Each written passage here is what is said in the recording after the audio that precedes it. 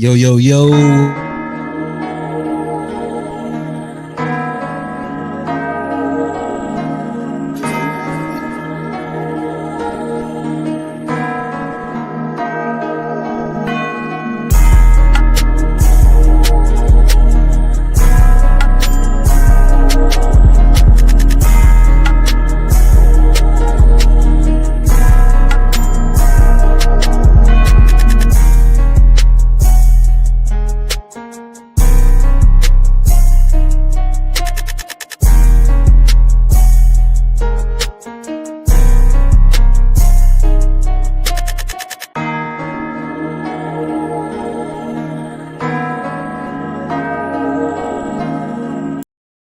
You can't hear nobody unless you hear it.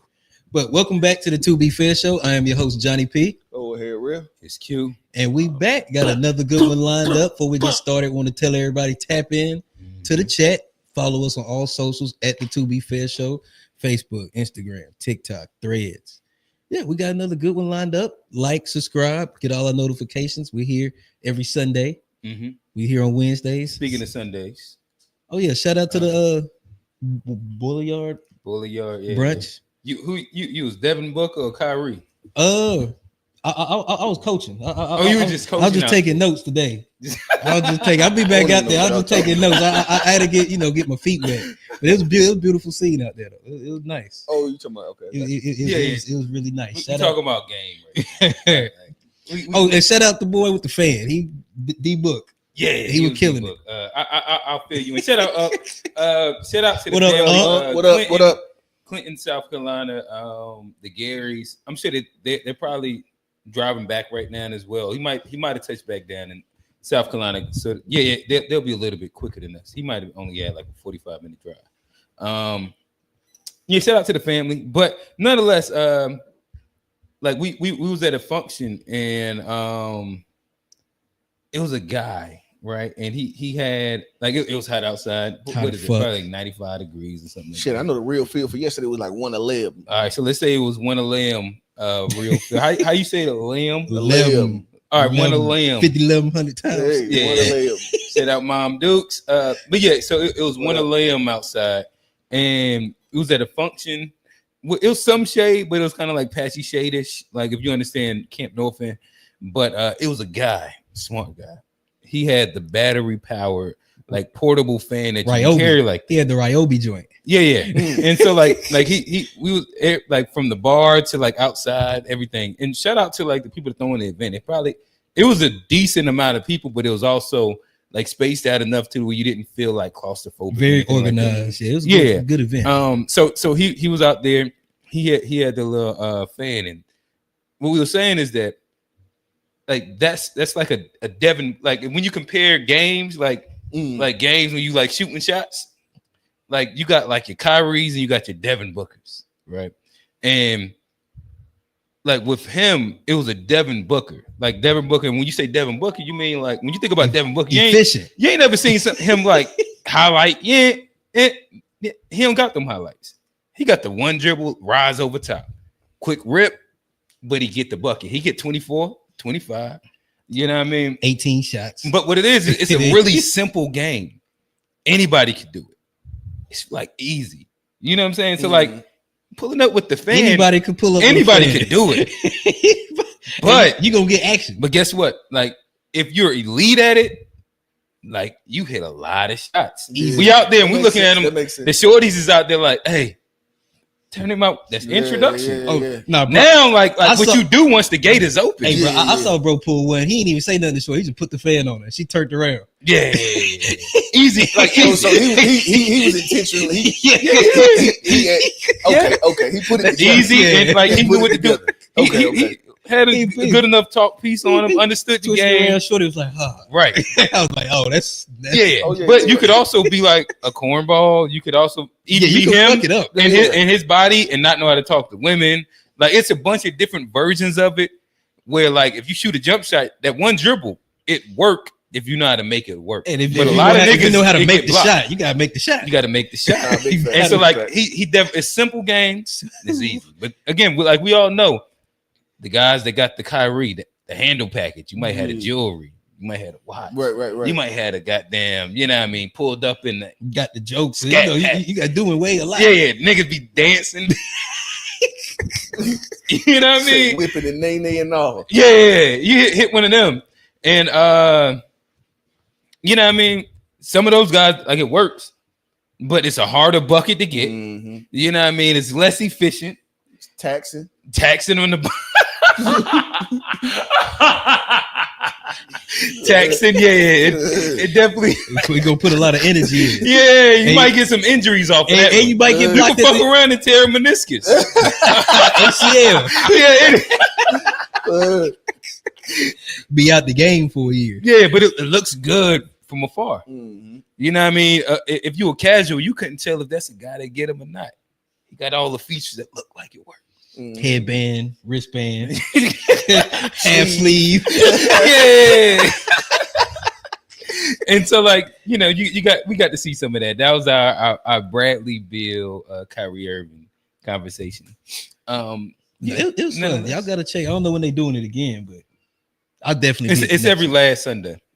Definitely gonna be at the next one. Yeah, Boiler Yard. Shout out to him. That's Damn It Wesley. Okay. And like that whole crew did a good job on the ones and twos as well. Who's on the ones and twos? Him. Okay. Yeah, he's transitioned to like on some DJ type shit as well. I think it was cool for sure. Yeah, they had artists out there, food. Mm-hmm. It was good little time. Mm-hmm. The crowd was what we looking for. Yeah. I was trying to tell Johnny that hit that boy FBA Trey up. They was out there like good potential. Yeah, hey Trey, next grouping of we'll you know bring what Trey. I mean, like 25 to 35-year-old women. We'll bring Trey next time. Like it's not a ratchet event, so you know what I mean. I was talking to Kaz. Shout out Kaz. I think he might pull up next week. I don't know if you know Kaz, if you know Kazi or not. Kaz, he was a rapper during that time that we was outside, but he was saying how he was telling his friends that like Charlotte's a little different, where you have like he's from Florida, where if it's a black function, no matter what, it's probably going to end up being infiltrated with some nigga shit. Yeah. Like it's going to be like some nigga shit that ends it, that's going to be a part of it or anything like that. Where with Charlotte, like you could have like nigga shit functions, and then you could have like really good nobody ever thought there was a threat of fighting out there. I have seen some of them with the damn it people like that whole group. They be fighting. Yeah, I've seen a couple of their events in. Not to say they do that. What events are you talking about? That you remember the one? It was you might even been there in the art studio. It was a while that ended up with niggas fighting. Yeah, I couldn't have been there. I forgot who that. Was that Evening Muse? Was that what that was? No, he's talking about like the Damn It Fanny shit. I've never seen. I don't even know who threw it, but it was that same scene. But I will say that sometimes the artsy people can get rowdy too. That's I would say at the end of the day, I've seen. That's all I'm saying. Even if it does happen, it's pretty rare. Like yeah, I think that even with the shows, like what you would find is generally you wouldn't have the trap nigga pull up to the art, you know what I mean? Like they stay in their lane and stay over here, and you don't have to worry about it. On the scene that we was at shows would be like the last thing that a nigga would ever be thinking. Yeah, even with the drinking and all. Yeah, niggas get turned up and smoking cigarettes outside, and like it still would be nothing at all. Right. Like same thing. Like here, it's. Like to me, it seemed like most people out there was probably on some version of college educated, and or adjacent to like you know what I mean, like being a part of like some kind of like community of people, if that makes sense. To where it didn't seem like it was a lot of like risk it all niggas out there, for sure. But saying all that to say, we're here. It's Sunday. I drove my ass back from Clinton, South Carolina, to kick it with the guys. It was a fun time with the guys. Happy belated birthday to Keith too. Oh yeah, happy birthday, brother. It was birthday drinks up. Yeah, you know my birthday on maybe Tuesday or Wednesday. Happy early birthday to New. Oh shit.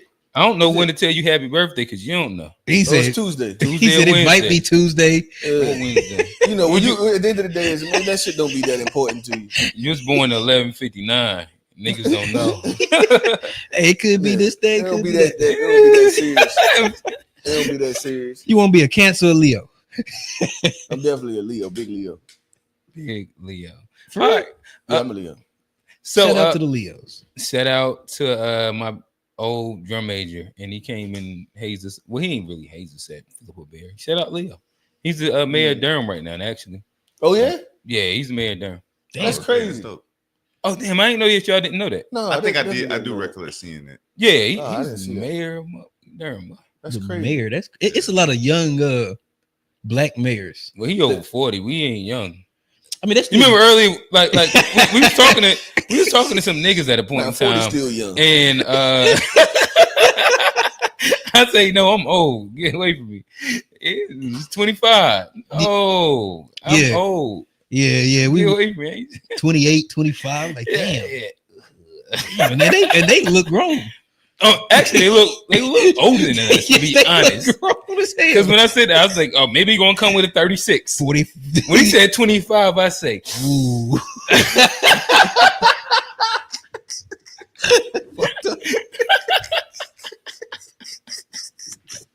All right, but you did it too, Johnny. But nonetheless, Rail, I came all the way down from South Carolina. I know you got some fun questions for us today. I'm gonna let you lead off, my brother. Yeah. No, I had a fun question. So let's start here, right? All right. So are we in agreement that, let's say, in on average, men don't care much about, like, if you're out there and you're trying to pick a woman, her finances aren't something that you have like on your list of, like, you know what I mean, that's important to you as you're going about like trying to choose or trying to see, you know what I mean, as you're picking. I'm not in agreement. We already know where you stand. You got the income basement thing. Like, which you was the first person I ever heard that, like, any man to say that like her finances really matter. That was the first time I ever heard it. Would you agree that generally niggas don't care so much about finance? Maybe. I ain't gonna lie. When he said that, it do make a lot of sense. So it's something that I think about now, especially like if I'm gonna be in a modern relationship and it's like I'm not expecting, like, I'm not gonna, completely take care. It's gonna be more of a partnership. Then the money definitely matters, because it's like if you're gonna work and we're gonna do a modern thing, we're both a partner in this. What you can bring to the table matters. Just like what I can bring to the table matters. It's not the number one. I'm not talking about what I said in general. On average, men don't. I ain't talking about you specifically. You're not talking about in general. Oh, you said in general. That you think men, I for sure think so. Okay, and I would be in agreement that men do think about it. The men don't care. No. I'm saying that men do think about it. Oh, you think? Okay, you think? Yeah, because average men don't make enough to support a household. Right, but essentially, I think that in my opinion, I think that most men don't. That's not something that's like up on the list to where I won't date you because you don't make X amount of money. Or like I will say this: like, you have an income basement, but like I don't think most guys would see a girl in Target, and if she's fits his archetype, he's still going to talk to her whether she work at Target or not. But if he's somebody that is close to her income level, but like real. What I don't think. So most guys that's doing all right, like, for example, most guys that work and make a decent amount and have a decent career aren't dating women from Target. They're usually dating people inside their same like socioeconomic. But I mean, but that's hold on. I think like change my motherfucking question. Hold on, attraction. I think like if we're talking about like when I look at a woman and I just meet her, like the amount of money she makes not going to affect my attraction to her. Right. I can be really attracted to you, and then like how much money you make, it doesn't matter. And so whatever comes with that attraction, we can just go on 1 day, 2 days. We can have a little bit of fun. But then if I'm looking for like a long-term relationship, the attraction is more than that. I get it's more than attraction. And so I would agree with money that. But matters. Where does the money set in the hierarchy of the things that are important? It's less than attraction. I would say that. Like, I have to be attracted to you. So it's less than attraction, and it's like if you want a feminine woman, it's less than femininity, right? If you want a woman that's going to place the house first, and she's going to be. Hey, hold on, you trying to run? We talking about me? You trying to put all this shit on me? So what did I say that you disagree with? What did I say that you disagree with? Shit might be number 2. It might be number 1. Stop putting that shit on Johnny. You saying you don't want what did I say? You feminine woman? Like, yes, of course I want a feminine woman. I don't know. Okay, so what did you disagree with? I don't know. No, but you're putting it on a hierarchy. Yeah, I'm not saying you're just running off. I'm saying okay. What I'm saying is that the finances are every time I add something, finances are coming down. I don't know. See, now you're doing the hierarchy. Yeah, I don't necessarily. I don't know, but you just naming stuff, and I'm like, I don't even have a chance to be like, oh, okay. So do I do it like this? So let's just ask the question. So you saying that how much she makes is above femininity to you? No, not that one. Okay, is it above the next one you said? That was the one. How she would be like with the family? Like whether she would be someone that you would want to have children with, and you can see that she would like take care of the family. That's funny. Money. Like what is that category? Yeah, because my thing is, how would that not fall under like I guess femininity? Well, I mean, when I say like femininity, I'm talking about like just presenting like more feminine. But my thing, like when it comes to the household, she's making money and bringing it into the household. That kind of. Well, I'm talking about not outside. That's what I was saying. Like I don't know where that one would lie, but like, Okay, so I'm saying gonna be all it is important though to act like I want a woman that's not bringing nothing to the table. I'm gonna marry her. Extreme. That's not what I said. I didn't say, but I'm saying it's important. But if her money doesn't matter, then that probably would be like the baseline. Right? What I would assume is that we're at an age where everybody's generally working, so like she's not gonna bring absolutely nothing, right? I don't know that to be true. There's women that want to be housewives. There's women that want to be kept women. There's a bunch, especially if you get into like the bag of like, even if you're making the prettier money. The woman is like they're going to. A lot of them come with the idea of like, nah, I'm only working until I get the guy. Okay, so now we can just go here. How important is pretty then? Because we were talking about if the prettier she is, then she's more, I guess, less likely to. I think, like to me, to be honest, like if everybody's giving like their honest opinion, I don't think that anybody in here is saying I want like the most drop dead gorgeous person because we understand that what all that comes with. If we're talking about like the tens that are like recognized across the board as like supermodel, nobody's right. So the reality is that if we start there, then we understand that like even looks is its own scale. And to me, like I think that you have to start like juggling a big decent amount of different things if you're trying to get a quality woman. And like if you just want somebody that's bad, I think that those are easier to find, but they come with so much more baggage. In which if we're trying to get a quality woman that looks good, has some shit going on, has a head on the shoulder, isn't gonna fuck you over. Now, like you're starting to like do what is it, NBA 2K, when you start moving the sliders and shit like that, and which like sometimes you might be doing this with looks and whatever, and like sometimes you're doing this, and like that's the realistic take of it. And like when we be like, all right, I'm putting looks at this first part. Hey, half niggas like there is like per 100 3 10s. So like nigga, like you know what it is? It's about 77 to 5s. No, my bad. 7s to 5s and 6s. No, my bad. I'm putting that. I'm putting that too. I don't use my bad at all at this point. Like so from 6 to 2, that's about 80 of them motherfuckers. Before, for sure. Yeah. So like if we're having like a realistic conversation and not like bravado ego manosphere shit, like niggas gotta cut it out. Most niggas not even like inside the running to even be inside the conversation and talk to a super fucking the baddest ones like that we could get. But I think like we said, the looks like you said, as we get older and the intentionality of what you want long term, the looks do start taking a back seat because to the character, to the principles, to the values and the morals. I think that stuff long term for a partner is way more important than like how she looks today. Because even if she's the baddest one right now, she gonna be the baddest 20 years from now, 30 years from now. Looks fade. That's not something you can always like hang your hat on. Hey, LTO, listen, we don't play those 7 games. Yeah, you gotta put that in. Find you an 8 or a 6. Which one are you saying? Just give us context to your statement. No 7s. That's a real. Okay, I was trying to figure out whether it even makes sense to ask the question at this point because we ain't even got to the damn question. I was just trying to find a common baseline to start building the question. But I'm going to ask it anyway, I guess. These motherfuckers. So from what I've been around in general, when I talk to guys, they don't. Where she works at is not like a thing. It's more about character. Do them niggas be with working women? Yeah, I don't know a nigga who don't really have no women.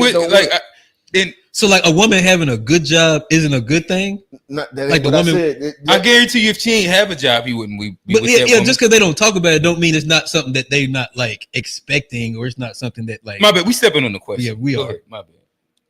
Hey, well, either way, so my question was, because I believe that like we talk about, and I had a meme too. I probably play it, but we were talking about the how a lot of times you'll see women presenting their accolades, like their income, the degree, and they feel that that's just like building them up for the pick that they want, right?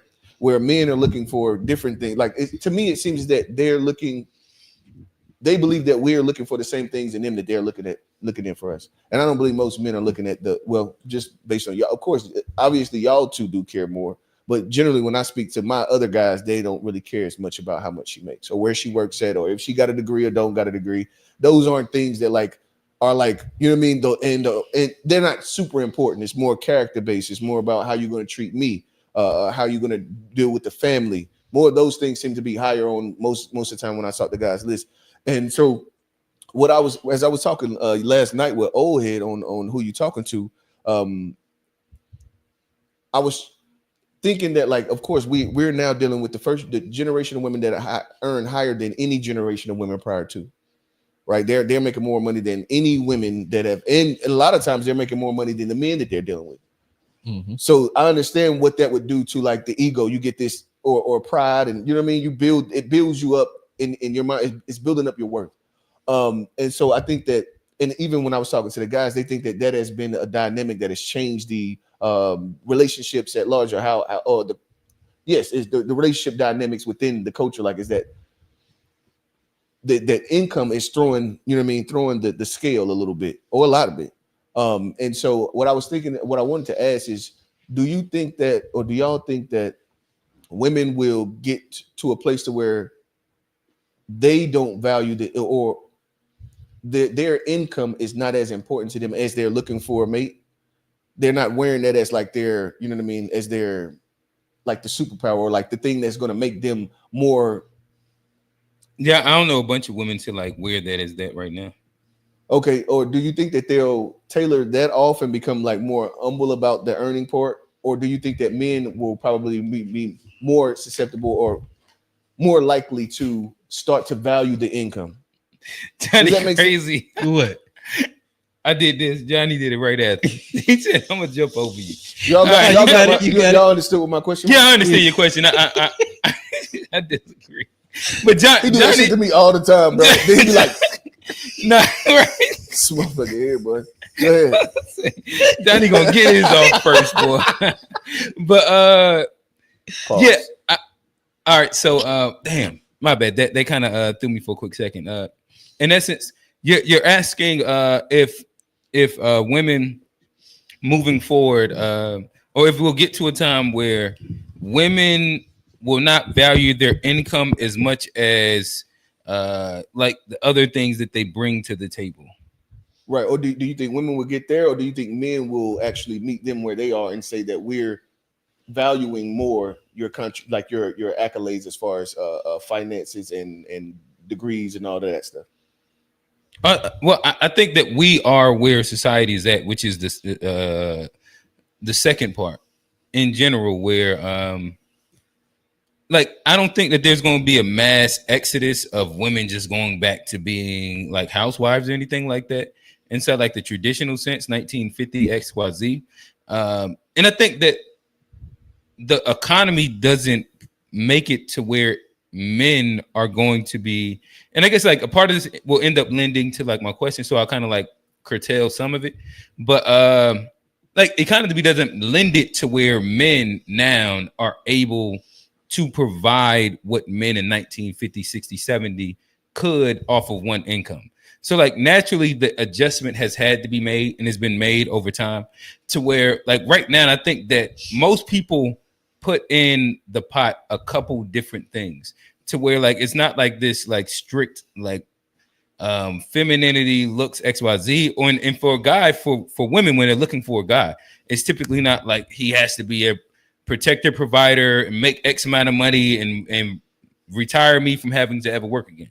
It's this little middle space in which, to me, when I see the majority of people that are dating, it's hard to be like they don't succumb to this exact same thing.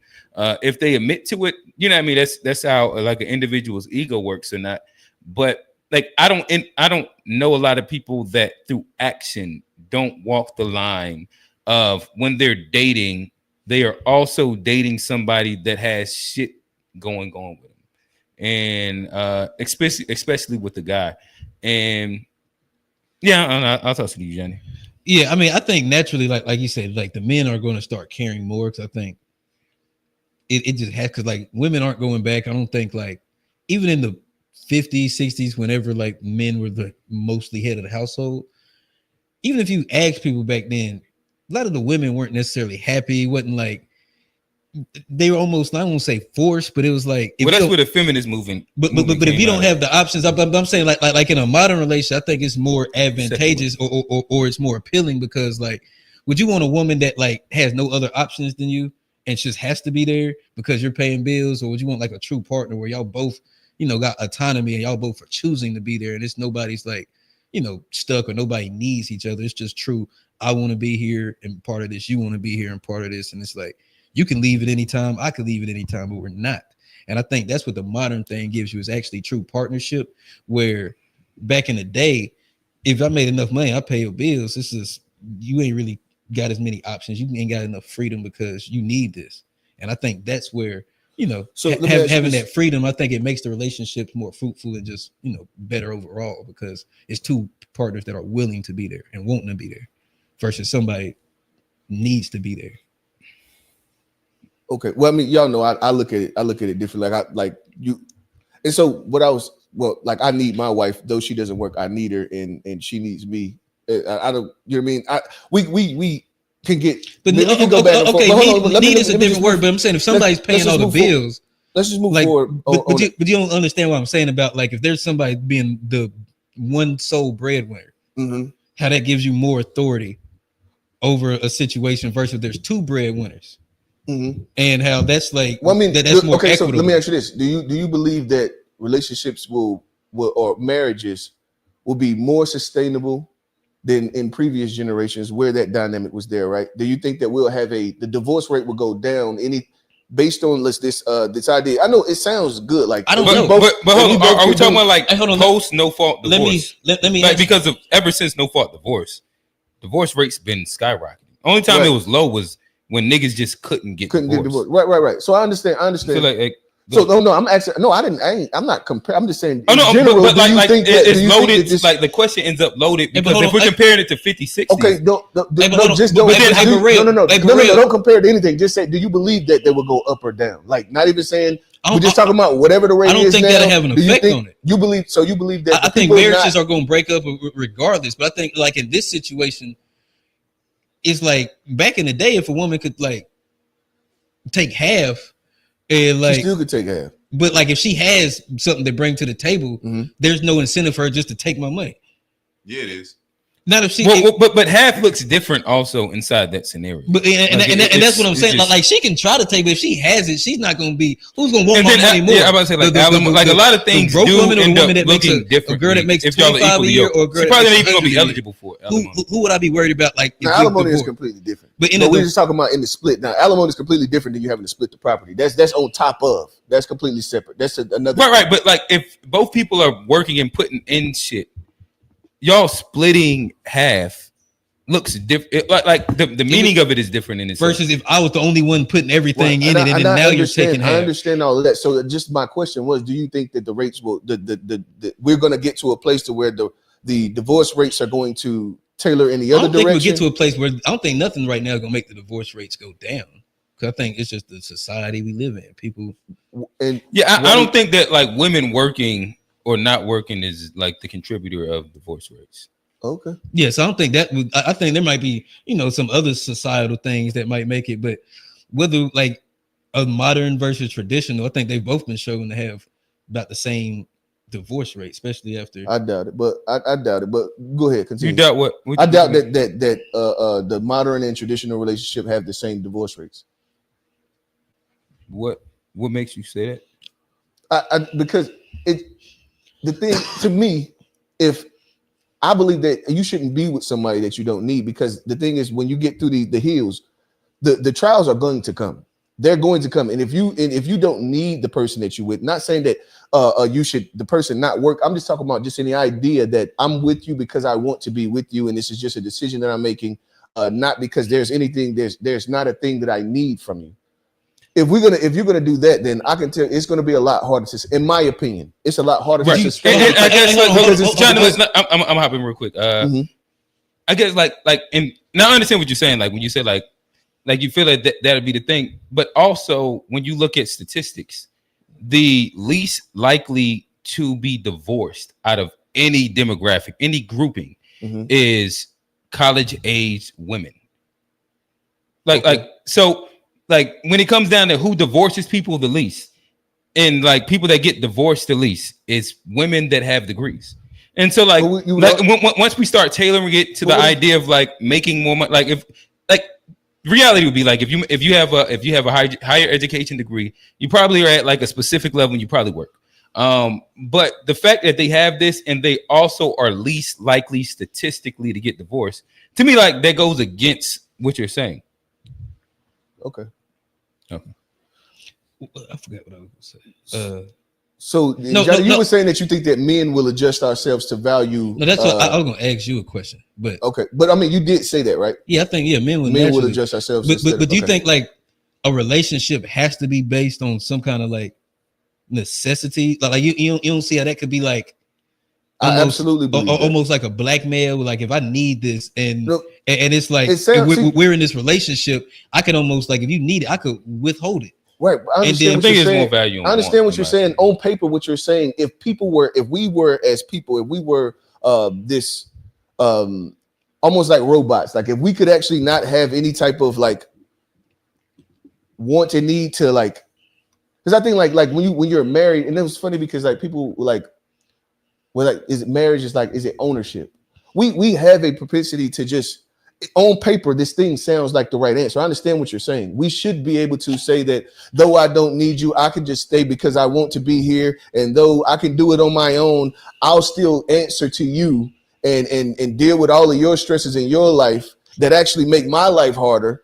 I'll just deal with it because I just want to be with you because you're just that grand a person. The thing is, but hold on, let me just say this. Like most people aren't that grand a person. To where you thinking that like, and especially when you can look at the idea the idea of options, the idea that you have so many options, when you can look and see the guy that you don't know the flaws, right? Or the girl, you don't know her flaws because she only presents herself in this way. You're automatically going to start to think like, damn, what if I was there? And if there's no necessity for me, so like children could be something that like, okay, I'm going to be here to raise my family. Those type of things, I need to be here to raise my family because this is important. I understand what the statistics state on the single motherhood. I would rather be here because I want my children's trajectory to be this way. That is a need, right? So like, I believe that when you actually start to get these things together, okay, we got this house together. I need to stay here because then with the breakdown of this thing, I'm going to stay here because the breakdown of this thing has much more negative then you know what I mean the pros outweigh the cons. But let me ask you this: like you don't have these. Are you talking about like pre or post kid? What you mean? Why would you use these were two separate examples. So if you get a house with a woman and she's almost more incentivized to break up to leave. But Ray, let me ask you this: she's more incentivized to break up because y'all have a house together. Yeah, like if she didn't like come with the house and then she can leave with the house. That's like it's more for you to lose, it's more for her to take. Yeah. But let me ask you this though, like say if like you get the house and y'all need that, and the relationship is just based on that need. Say something happened and you lose the house. What is the relationship then based on? It's not love and it's not anything else. See, the thing is, and so because you can lose like a house, things like that can come and go. A job, and so like if the relationship is only built on, oh, I need you because we're in this house. What if that, like, in the relationship isn't built on anything else? Like, what if you lose the house? What I'm saying is, I absolutely understand what you're saying, but you do understand that oftentimes, once the nigga that was here comes down, they leave. because you was with somebody that needed you and not wanted you. But that's the whole point I'm saying. That's the point. But then how often do people lose jobs though, and then go through like a valley inside a relationship? That's the point I was making though. Like if you with somebody that needs you and you lose the thing, they believe that they want you, they'll stick with it. Okay. And see, to me, it sounds like that should be the what that sounds right? I guess sounds right, but to me, like, but in the reality of the way that things actually work out in real life. What's the evidence to what you're saying though? What's the evidence to what specifically? Go ahead. All right, so like I presented evidence to what I'm saying.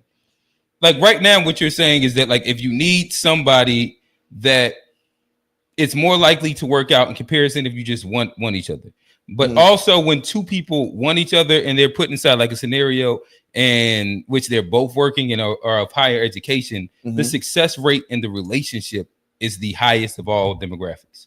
So like I'm trying to understand, like when we're saying like it sounds good and then this is reality, what are you basing like your claim off of so I can understand? So I understand what you're saying. You're saying that based on statistics that you looked up, the statistics state that the married people or college educated people have a less likelihood to be divorced. That's what you're saying, right? Yes.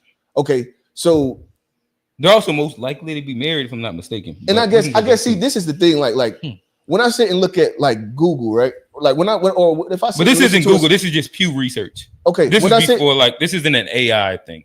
I'm not trying to say that your statistics aren't right. I'm not. That's not where I'm going. I also what I look at is what I see around me, right? And so we can say that in general, the statistics state that the two educated, whatever that is, like what I look at is what I see. What I see is when people have the skin in the game, the skin in the game is what keeps people together. Most times that I've seen, the people that are together, oftentimes what you will find is that even in today's time, a woman that's not working and the man working, I understand if she leaves, she can take everything, right? Or she can take half. Most of the times I've seen it where they generally outlast the people that aren't in that dynamic, right? But they're onesie and twosies, so I don't know a lot of people. So I guess let me ask you this. So generally speaking, when you talk about like the grouping of people that you're speaking on, would you say that the grouping of people, like the overall mass, is people that are two people working, one person working, or like let's start there. So I can then understand because like one more time you said so right now what you outlined is that like you have a group of people that you've seen that have been more successful when they need a person, and then a group of people that have been more successful, less successful when it's been more like wanting a person. And so I'm asking you so I can understand like this demographic, like this overall group of people that you're talking about. Is what is the percentage of, or like you ain't got to give me a direct percentage of both people actually working? So, like I said, the population of people that I know that are actually that one of them is not working is very much smaller than the population of where you're seeing the two pair. Okay, let me follow up. Dynamic of that. So let me follow up. So when you say that they need the person, what is that statement based off of? If both of them are working. So, and this is the thing. You just because somebody's working don't mean that you don't need them. No, again, like between the need and want. So, what is like your different? I'm not even like giving a claim yet. Okay, I'm trying to understand exactly what you're saying. So, like, if both people are working, both people are providing into the household. What is the difference inside the scenario in which you're saying that these people that need each other, and then the people that are unsuccessful that want each other? What are you saying is the differentiating factor? What I've seen, the differentiating factor is gender role based. So when the people, the most of the time that I've seen where the people don't believe, and working is not a fucking gender role. So okay, I think we're putting too much providing is so the ones that you're saying is successful. Are you saying that the man is paying all the bills? No, what I'm saying. So I don't know what the fuck the breakdown is in there. Like who's paying what, but I know I can see that they both work. I ain't never asked, nigga don't just say, oh yeah, my wife don't pay no bills in the house. Like I ain't had that conversation specifically. But what I will say is that they still have the gender role. So like providing doesn't necessarily mean that you're providing all, right? It doesn't mean that you're providing everything. But at the same time, this is your role. And that's why I say like the money thing, it's more of the rest of the gender role. So like, okay, so when you say gender role, then all right, so with the group that's not, give me the compare and contrast of like the the group that is and the group that isn't. So maybe I can kind of understand. Because you're saying like both people are working, both people might or might not be providing. So when you're saying like gender role, are you speaking like when you come in, you know that she be cooking and he take out the trash, or like they both like help me understand. I really don't understand. Well, I mean, I think you do, just like what you just said. Like, so no, all right. So cooking is more on one side. The maintenance of. So you're just talking about like household responsibilities, right? Which they just land. This one's more feminine. This one's more masculine. Just based on like specific roles, right? So essentially, when you're in that situation, you generally need your partner. Versus if I'm doing everything that you're doing, we're just splitting everything. Then it even gives me more of a reason to say like I'm doing all of this shit anyway. I can do this myself. And so if I'm doing everything as well, then I might as well go ahead and just do it for myself and not have to listen to your answers. Like I don't have to answer to you about anything. But I think because it just makes my life easier. If I can provide for myself, I cook for myself, I clean for myself, I do my laundry, I fix my car, I do all of these different things myself. Why am I also going to allow for you to lead me? Right, but I guess there's a part of where you're saying that like strengths and weaknesses, because they're making part of it. There gonna be some people that are better at certain things and better at other things. And it don't have to be just split on the gender role. I understand that, Johnny. I understand that, but go ahead. Well, yeah, no. I guess again, I'm trying to understand. So what you're saying is that like you know a bunch of people in which what is their gender role with like their partner that you're saying is unsuccessful. Like you're saying that the majority of people that you know that are unsuccessful in relationships, they are like it's like a non-binary gender role where the man is like cooking and she's like taking out the trash and shit like that.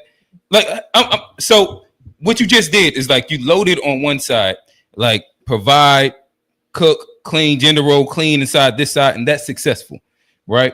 And even if you don't like fully provide, like you do something, but it's a clean. So I'm trying to understand because you gave a dichotomy where it's like this has been good, this hasn't been good. So I'm trying to understand because it sounds like you said both. The majority of people that you're saying both people are working.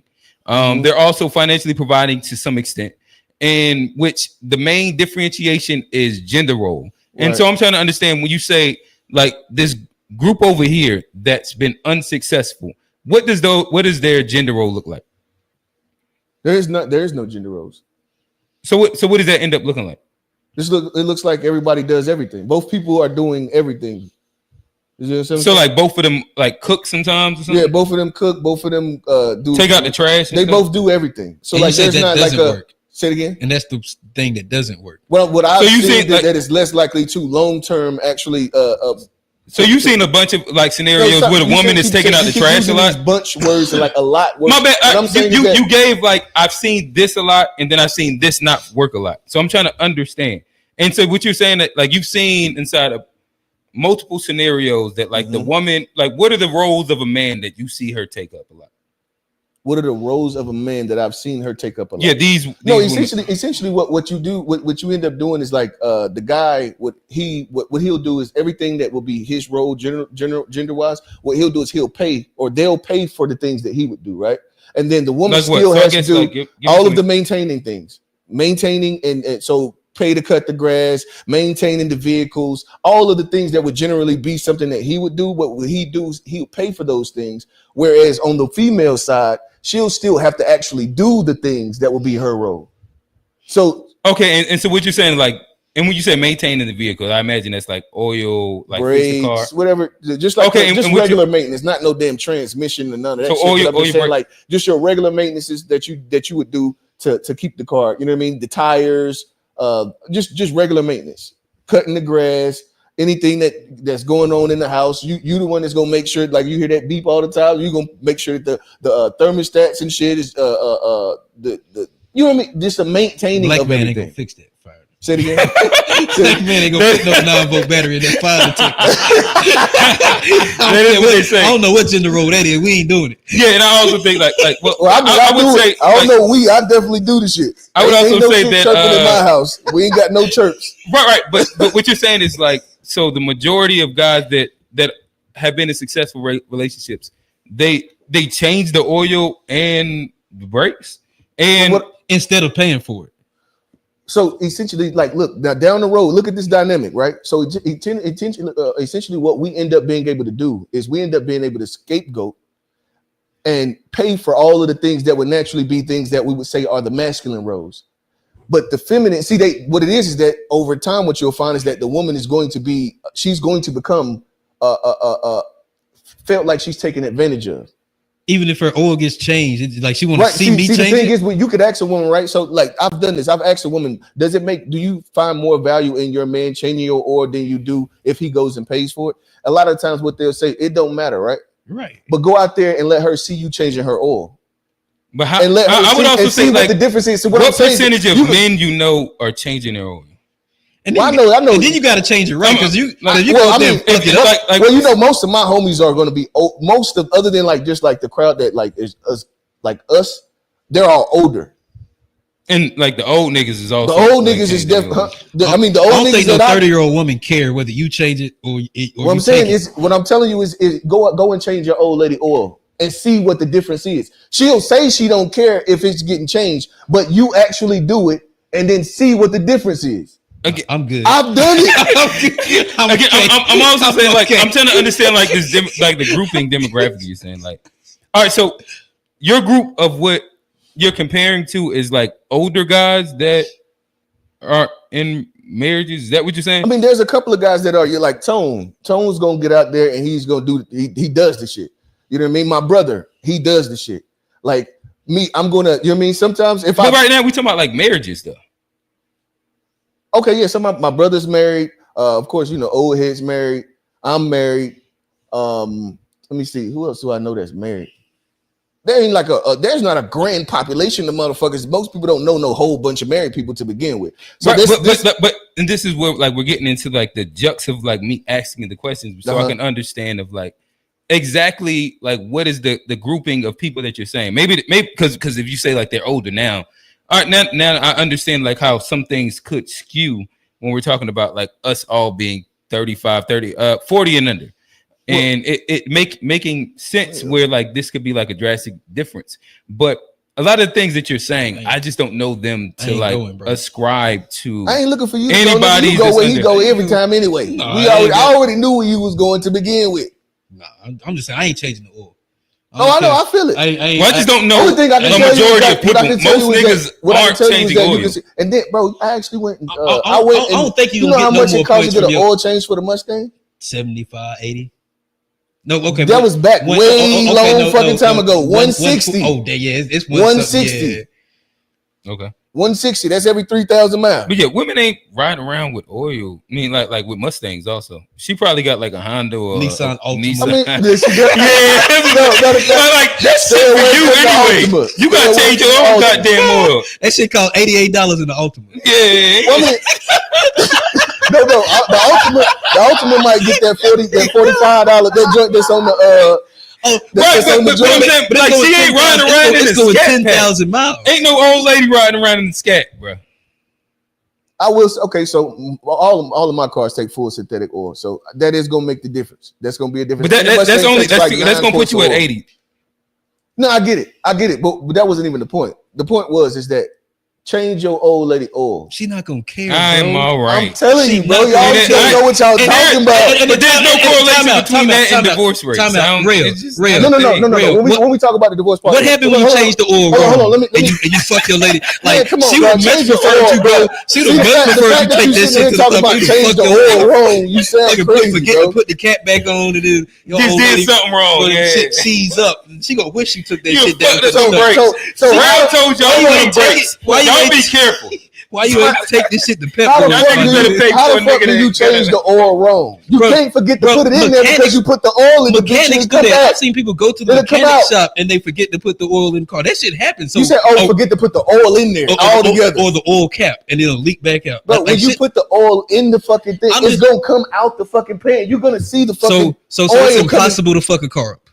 No, it's not impossible. Okay, that's but you gotta be a fucking dumbass nigga. If you put the oil in the bitch and it's coming out the bottom, and you some people don't put it on tight enough and they'll just fall. Like there's different ways to fuck it up. Right, and like if you acting like you can't fuck up your old lady car, all right, and it wouldn't be an issue if you fucked it up.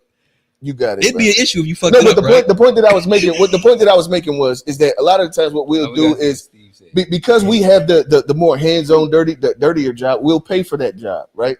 But she still has to sit in there and do all of those things. No, she don't DoorDash. So we now we got a DoorDash budget, so we just DoorDashing food every day.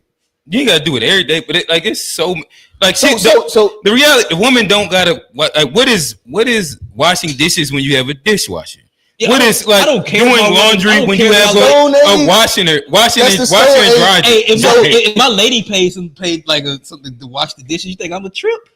Or like I don't care if she that's built in. It's a dishwasher. Yeah, it's like I don't care. Like they washed.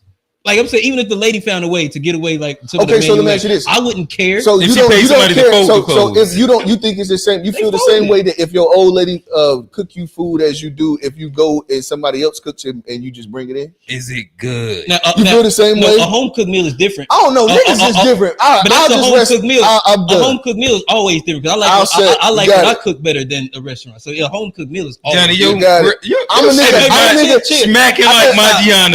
Stop it. Your shit is not Maggiano spaghetti. Them niggas use like original basil in they shit. What I say is that I done switched up my mozzarella.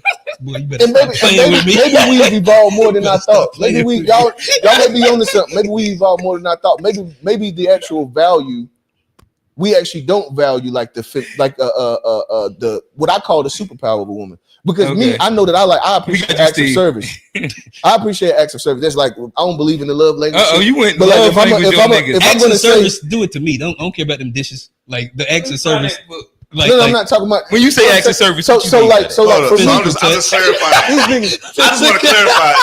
Johnny don't care about you. Don't care about your woman washing dishes. I'm saying if she can find a way to not do it, or if she paid some or something, I don't care as long as it's done. As long as I don't come into a messy dishwasher house. Who cares who washes to me, that's still getting them washed. Right, that's what I'm saying. Like it's an easier. That's no different than hand washing. I don't care about her physical. No, but he was saying. I didn't say hand washing. So her just voting up. Y'all just said that. Help me understand though. Y'all just said that shit. All right, cool. Let's not. You was talking about changing the oil yourself. I was like, that's manual labor. I was like, I don't care if my woman manually does the thing as long as it gets done. That's why I don't think she would care about whether I. So what are you gonna buy? What are you gonna buy that's gonna change the oil for the fucking car, Johnny? This thing is not. You go to Take 5. You go to Take 5 and get it done. No. What I'm saying is that. So you were talking about her. Her still loading the dishwasher is different than you taking the shit somewhere for somebody to do the thing completely. That you're not doing shit. You don't see the difference in that? Loading the dishwasher is not doing shit either. You're not what? Like I gotta drive. Are we saying like? Hold on. So obviously y'all niggas. So you're telling me that you don't have to before you load the dishwasher. There's shit that you do to the dishes, right? You still have to. Some dishes have to be. At most, you just run water on it. That's at most. Like my bad. What else do you do before loading the dishwasher? He don't. Depending on what you say it again. No, he said you don't know. It depends on what's cooked. Okay, keep going. You may actually have to wipe the dishes down, like actually damn near wash them before you put them in there. Come on, bro. Y'all niggas go, man, where's the women at in this motherfucker that actually know what the fuck is putting the dishes in the dishwasher? Look, what the fuck are we talking about? I be washing dishes. So you don't be washing. I guarantee you, if you just putting them bitches in there, Taj come behind you and have to fucking scrape shit out the crevices of the goddamn pots and shit. Listen, if you just putting them bitches in there, shout out Mom Dukes. You know what we used to have to do back in the day, and I've learned since a kid. Is how to wash dishes. You know what we also had? We had a dishwasher. You learn how to do the things. This isn't like a new man thing. Like, what the fuck are we talking about? I understand. Like niggas been doing it for 30 fucking years. What are we talking about? I'm not debating that, but what I'm saying is so I know how to wash dishes. So what you all right, bro? Talking about? All right, bro. It don't matter to me, bro. Get Steve said he wanna look, Rail is white, y'all wildin'. That's a woman. You gotta talk to like we could be as niggas to sit here, bro. We literally, this is where we fuck up. Like I told you, what we're gonna do is we're gonna we take the easy road on all of the shit that's ours, and then they still have to do the thing. They still have to do the thing. At the end of the day, we know that women they're naturally gonna be. Well, some dudes are more nurturing. That these niggas these days say that they got this bone too. Most women are gonna be more nurturing than you're gonna be. So a lot of the times they did a study when the baby starts crying when you're asleep, women naturally wake up. Men will fuck around and wake up when they hear something that's hitting the window. They literally did a study. We're different. Women gonna have different strengths, and that's man. Hey, I ain't even gotta got them Don't let them get you amped up, bro. Oh no, this is a fun conversation. This is how I get it. This ain't abnormal.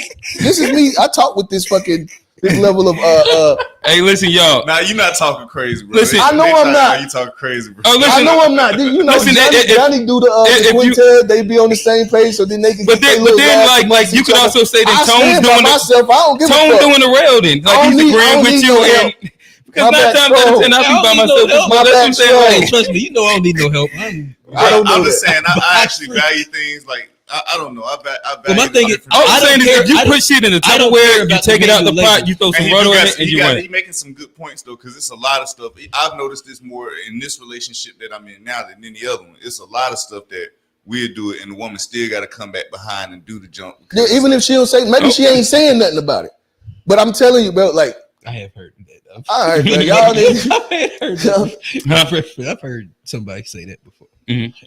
Steve. Oh, we hit the top. Yeah, he let him call in. Hey, yo, what's good? Steve. What up, Steve? I fuck with Steve. What's good? If y'all really want y'all woman to look at y'all different, y'all need to get out there with the push power lawnmower. Hey, I got a ride. I got a ride. I got John. I do got the push power. We got the push power here. No gas. Is it? No. I ain't got. It's got gas. We legit just got to push. It's gas.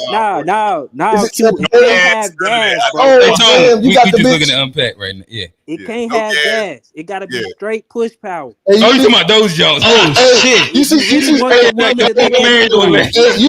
how far a nigga want to go to be lazy, bro.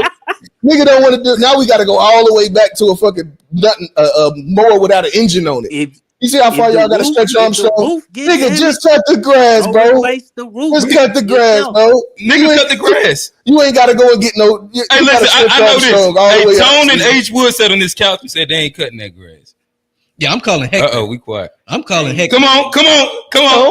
Hold on, that's how I want to cut the grass. Yeah, when H. Wood said it, you said your woman was a landscaper. Bro, I didn't say I don't cut grass though. I just said my woman's a landscaper. She might cut the grass. Like that, y'all was having a conversation like a woman wouldn't do it. All right, but that don't mean I don't cut grass. Where you letting your woman cut the grass? Hector keep my shit straight, bro. No, I'm not letting my wife cut the grass. Hector, I remember that was the conversation. Steve, brother. What's good? I do find this conversation. It's interesting. It's always a good conversation, but like the people who, like Q say, the people who get married and stay married the most by every statistical category don't necessarily follow these ideas of what, like this idea of what's traditional masculine and feminine, just to be blunt about it, is a very low class point of view. Like, it just is. High class people who got comfort money or whatever the case may be, they don't too much get caught up on who can cut the grass, because the nigga got money, he can pay for somebody to cut the grass, or they got landscaper. Hector can cut the grass. Get you a Hector. So, but how many? So we also talking about a population that is very minute comparative to the majority, correct? But even if we go off just statistically, just looking at it, most people, because there's not a requirement to have. Well, most people don't own homes. Most people live in apartments where they don't have grass. In 2020, and then a lot of those people but now you're giving this has been appealed to like the gender role shit where you're saying doesn't apply. Because like that's the thing that a nigga ain't got to do. Right. Okay, my bad. I understand that. Go ahead, Steve. You got it. I don't think the issue of why people don't get married is because they don't fall or don't believe in these perceived gender roles. Your class status in 2025 is not dependent on you being married anymore. And that's from a male's perspective and from a female perspective, where a man who was unmarried in 1950 is looked at very differently than a man who is unmarried in 2025. So there's a social pressure. So there's a social pressure for a man to kind of force that issue. And then there's a legal standard for a woman pre-1960 to kind of force that issue. So even though she might not really love him or whatever, she has to get married in order to get some type of class, citizenship status in America prior to the 1960s. And we just have to deal with that. Keep going. we kind of just got to deal with that reality that now, in order to form formations, families, whatever, that the two people actually got to love each other, because there's not that legal question there no more. Like you a full citizen if you're a woman, regardless if you married or you not. Give me 1 second, Steve. So, Johnny, do you think you just proved what? So you think that what I was saying is that because you need somebody, you don't love them? Is that what you look like? You thought you had a fucking? No, I just say agree with what I was saying. Like, okay, let me just. I just wanted to make sure he's talking about want versus. He's giving want versus. Yeah, that's exactly what it is a very different relationship. If I can go into a relationship, two people who got their own, and if I'm a woman or a man, I know I could leave this person, and my life wouldn't fall apart. Mm-hmm. And because I know my life wouldn't fall apart, and I stay with them in spite of that, like I know I could leave them and be just as good. But in spite of me knowing that and I've having that assurance, I stay with them anyway. In my opinion, that means that woman truly loves. She truly. Hey, Steve, and it's weird because this is also the group that has the highest success rate. She truly loves you because she could leave you because we're only 30-something years old. This isn't based on 30-year-old. Okay, statistics. so what are you? So you said that these people, who is these people that have the high? So what is like statistically across the board through Pew Research, through like we could find the study in a second, but this isn't based off of like 30-year-olds that have like or 20-year-olds. Statement like people in general get divorced less that have higher educational degrees.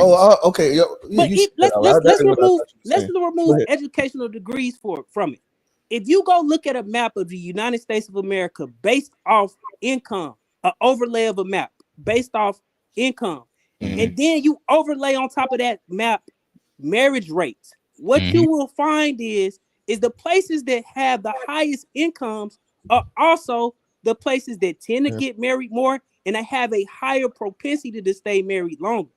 Like this is really only a black person conversation. Because if you ever around white women, they go to college because that class of men that they want in order to have the life that they want is at college. Right. Like it's a self-selection process, and you tend to self-sort into your class category.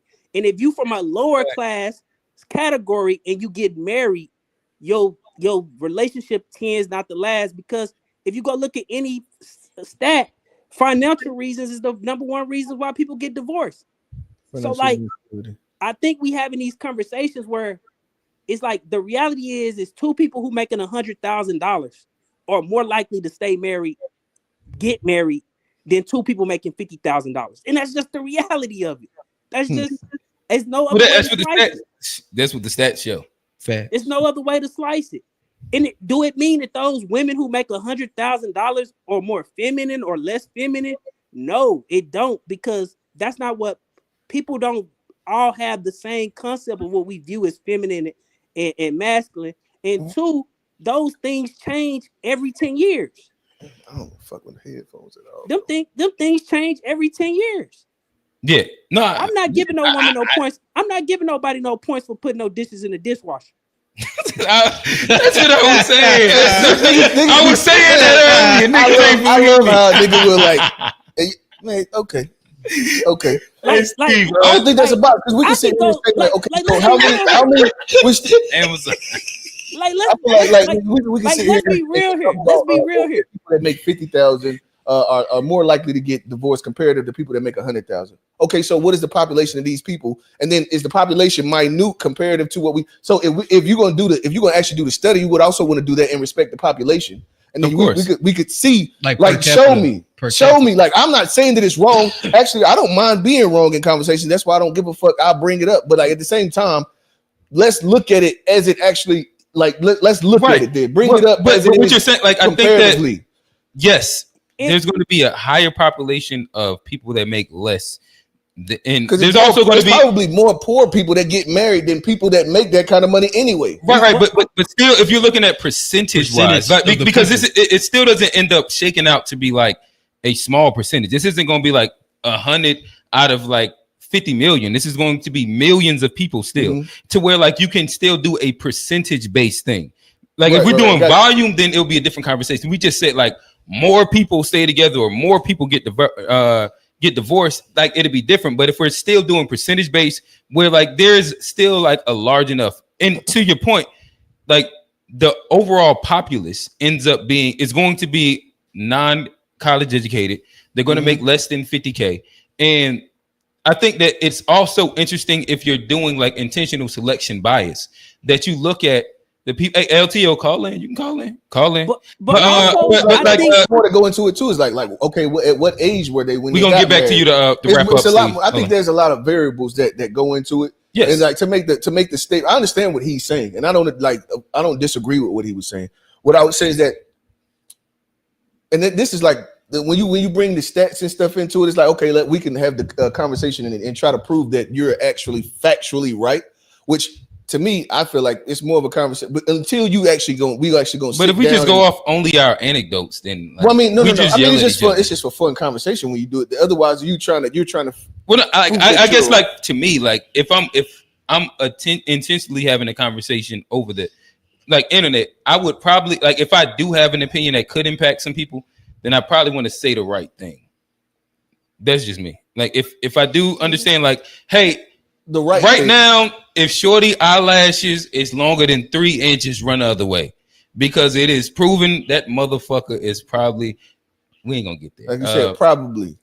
Oh no. No. Listen. If we want to do a study, I'm open for the study, but I'm also saying it with conviction that through my understanding. XYZ. The only point that's a joke. Like, if we're going to use it and say like we're going to say that what you're saying is factually right, or what he's saying is factually right, or whatever. Who's anybody saying that? We would actually need to go and look at the details.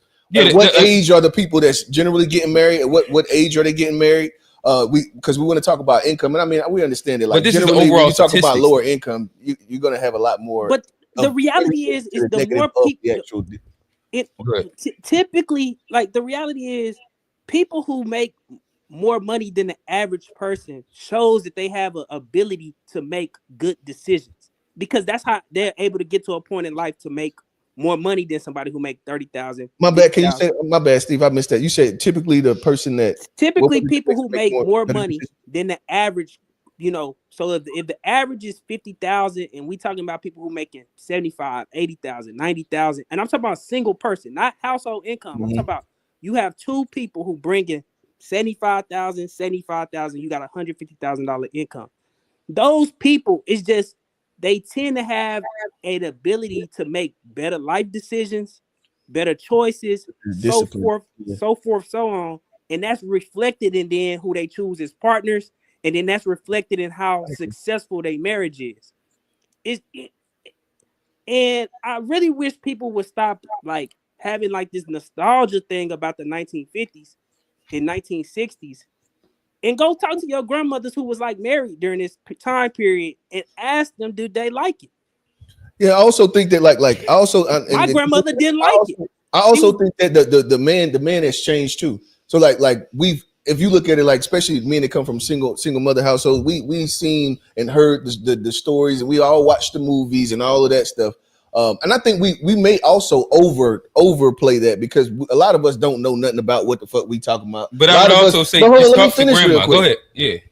A lot of us are just regurgitating a lot of stuff that's just been told over time. But because there's a lot of niggas who they grandmoms and grandpops were cool. He wasn't whooping the ass, and he wasn't just sleeping with all of the women. He didn't have a family on the other side of town. Like.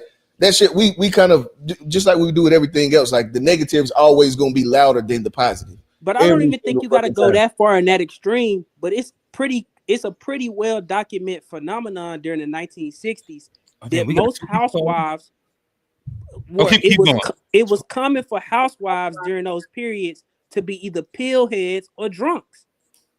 Because anytime a woman acted beyond what they considered feminine or whatever, or acted out of place during that time, right. They husband took them to the doctor and he prescribed them medicine. So that's crazy. That's a very different type of world that you living under when that is how. Or you heard a common story: the wife left and she never came back, and all that type of stuff. That stuff is rooted in the 1950s and 60s. Right. Housewives. Steve, Steve, just real quick. We also talking about today's man. I'm not talking about we are not the men that were doing the shit that, you know what I mean? Them niggas was doing back. I agree. We are not the men. Like we are definitely different fathers. We're different. You know, we're different husbands. Like we are a lot different. A lot of those negatives that you're talking about. So like to throw all of that on to if you're in a traditional relationship today, to try to throw all of that stuff from then on today's man, I think that would be. I think we better men than men of the past. To be honest, sure. And I'm not saying I'm throwing it on men of today. But I'm just telling you, how do we get to this point where what we value as coming together as a union has changed because a woman can make her own money. So now, if a woman can make her own money, y'all actually have to like come together, have something beyond money. You gotta have personality. You gotta care about stuff. You gotta have a real connection.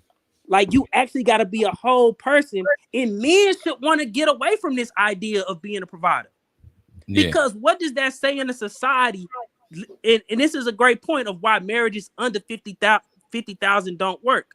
Because if most men make under 50,000, and in today's economy they can't adequately provide, what does that then say about you as a man? Are we tying our masculinity to how much money that we make? Or should we tie our masculinity to the type of character that we have, how we care about our family, how we care about our community? Because if we change the way we view masculinity to those things, I do think marriage would be more successful. Instead of making marriage for a man and how valuable he is to a marriage solely based off how he can financially provide. Because when we talk about y'all literally placed this conversation. I was trying to stay away from it being solely about finances. But y'all kept digging the financial part. I was literally trying to talk about it as it because to me the question started with finance. Yeah, you loaded your first two questions was loaded on finance based things. But that's what most people. But then when we went over to like the masculine part, I was trying to as I was talking about gender roles, and that's why I said again, like having a job is not masculine. You know what I mean? Like the amount of money that you make doesn't make you more masculine. But so you say that, but society doesn't tell you that. Society literally tells you the exact opposite. Hey, we're about to come to you. Keep on. My bad. Yeah, we supposed to be good. Like we can deal with how we think, but society does actually say that the more money that you make equates to being more masculine. That's what it tells us. And I don't believe that though. Where are we seeing that the more money you make makes you more masculine? That's what the entire red pill and manosphere is built. It makes you more masculine, or does it make you more valuable in the dating pool? The ability, the more you can provide, the more masculine you are. That's what the entire paradigm of all this. I've heard them say like in the dating market, you're more valuable in the dating market, but I've never heard them parallel masculinity to money. Like the more money you make, the more like masculine the concept you of like are. a high value man and all of that. It was even high value man. There was more to it than just that's why there was more. The only other thing was that like you got to be accepted amongst your peer group. What was it? You had to make a certain amount of money for X amount of time. You had to be high value, and it was based. A lot of. I mean, I'm not going to. I ain't debating that part. I didn't. You bring the high value into the joint. I wasn't saying high value. I was just talking about masculine, because masculine doesn't. Matter of fact, high value has nothing to do with masculinity. When you look at it on the scope of what y'all just said, you talk about making X amount of money for X amount of years. Then you talk about being accepted amongst your peers. None of that has anything to do with masculinity. But if providing is figured like as okay, let's get to because we kind of like running this one for a while. And if we sound like all the other podcasts, bro. Good. No, I feel like all the other ones they kind of be super one sided. And then somebody in the comment says, where do these rules come from? And I think they are observable facts in society. We look at men who make less money as lesser than. We treat them as lesser than. Not masculine based though. I think that's I ain't heard that one. Let's come back to Steve. Go ahead. Let's talk to us. What up, Yo, let me tell y'all something. A man that makes less money, but a man that makes less money doesn't make him less masculine. Think about all the feminine ass men that have money, and they might have a woman, You understand what I'm saying? And at the same point on it, this right here, just because you have money, mean you're gonna spend more money because you can't do shit. But a man that don't have no money, but he can take care of shit around the house, he can do oil changes, he can fix the sink, he go out here and fix this and that that's around the house. He gonna save money, and his woman gonna look at him differently. She just is, and no matter what you say, a young woman or this, that, whatever, a woman, she don't give a fuck about if you can do this or that or whatever. But if you go out there and you can always pay, you can pay, but that don't make you more. That don't make you less of a man. What it do is makes you more of a common sense man. Because even if you have money and you can do it, you bringing more to the table than a man that just can't do it and doing it. And the majority of the time with men that can't do it is because they lazy as hell. They lazy as hell because they don't want to do things and they think that, oh, I got money, I can do this. But if that means if you ain't had no money, you couldn't get no ass. That's what that means. Exactly. So like if you don't, let's say the thing happens when we talk about like you can be up and then come down. What happens when you can't afford a fucking you can't afford to pay for it? That's what I'm saying. Then what do you do? Then you gonna look like a real ass nigga because you can't provide, your ass can't change your ass can't do all. You can't do shit. How much of a man would you feel like if you couldn't do none of this stuff? What do you mean? How much money? If you couldn't pay bills around your house and you lost all that, it would make you feel like less of a man. No, but what I'm saying is that you can't do the shit to keep the shit going. Like you can't pay the bills. Listen to this. You was a worthless motherfucker. Even if I could do the shit, but I'm saying even if I could do the shit with my hands, not being able to pay the bills is gonna make me feel less of a man. I get that, but let me tell you why. Because until you back on your feet, you don't have to worry about getting nobody to come fix shit because you can do everything around the house. And if you also know how to do other duties around the house. The problem is that you guys think just because you got some money, you get a woman don't love you, she love your fucking pockets. That's why y'all niggas goddamn lames. And y'all sit around and think that goddamn a woman love your ass. She love your fucking pockets, man. If a woman can't love you when you don't have, she ain't gonna love you when you do have. She's gonna a little bit more and want more of your fucking money. You lame ass nigga if you got to run your woman through your pockets. You lame as hell. I agree with that, but like because you ain't supposed to let her know. You ain't supposed to let her know any goddamn way. If you leave with your pocket, you gonna end up with your pocket. You're gonna be broke. Cause see, you never know what happened. Your investment stock go up tomorrow. You go down. Lose all your money. You can't do shit except sit around there and look crazy. That's what you're gonna be looking like. I ain't got no money. I ain't got no money. You ain't gonna do this because I ain't got no money. You leave with your pocket, nigga. Goddamn, you leave with your goddamn bed and make sure your future you can. What the hell you can do? Because you never know what the hell y'all can't do. And that's y'all fucking problem. Is y'all sit around there and leave with your fucking pockets too much. Lame ass, leaving with your pockets ass nigga. That thing you can buy something. You can't buy sex. You just buying sex. That's what you doing. You renting a hoe. That's what you doing. That might be your wife, but you renting her ass. She on lease. Hey, we appreciate it, man. We've been on this top. We try to I appreciate my topics be going fire.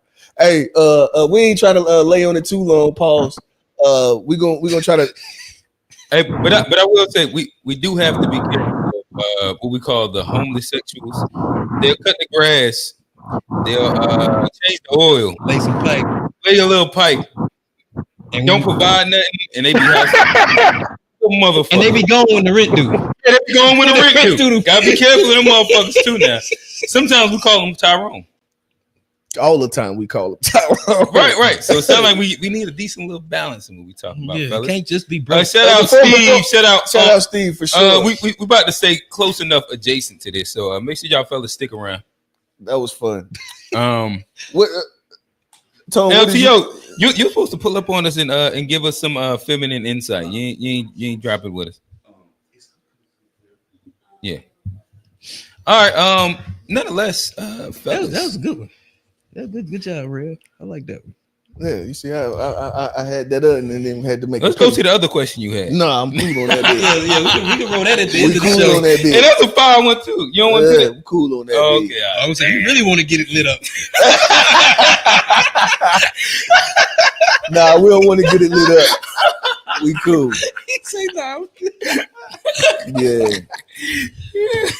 Oh, boys. Yeah, I'm good, man. Well, you want to see what? We had some comments. We can run a couple comments. It's about meme time though. Yeah, it's about meme time. Yeah, really. If everybody want to get their shit off. Yeah, y'all want to go into the memes. Okay. All right.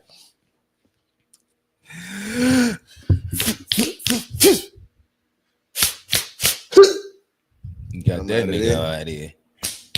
Got him. Cold ass nigga.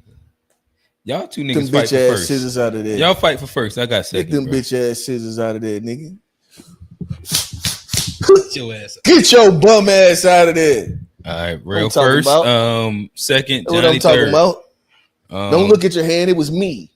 It was me. Just look over here. It was me. It wasn't you. You were doing what you normally do. I was doing, you know what I mean? Listen, I feel like there's probably a pause that could be put in there. That was crazy. Don't look at your hand. It was me.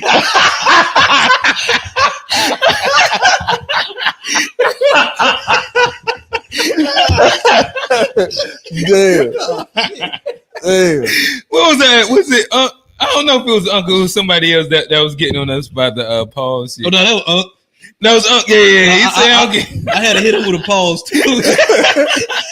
Hey, you know, and I was on that same boat. Like I didn't play the pause game. And you found out how fun it is. It actually, when you don't play it and the niggas around you playing it, it's aggravating as fuck.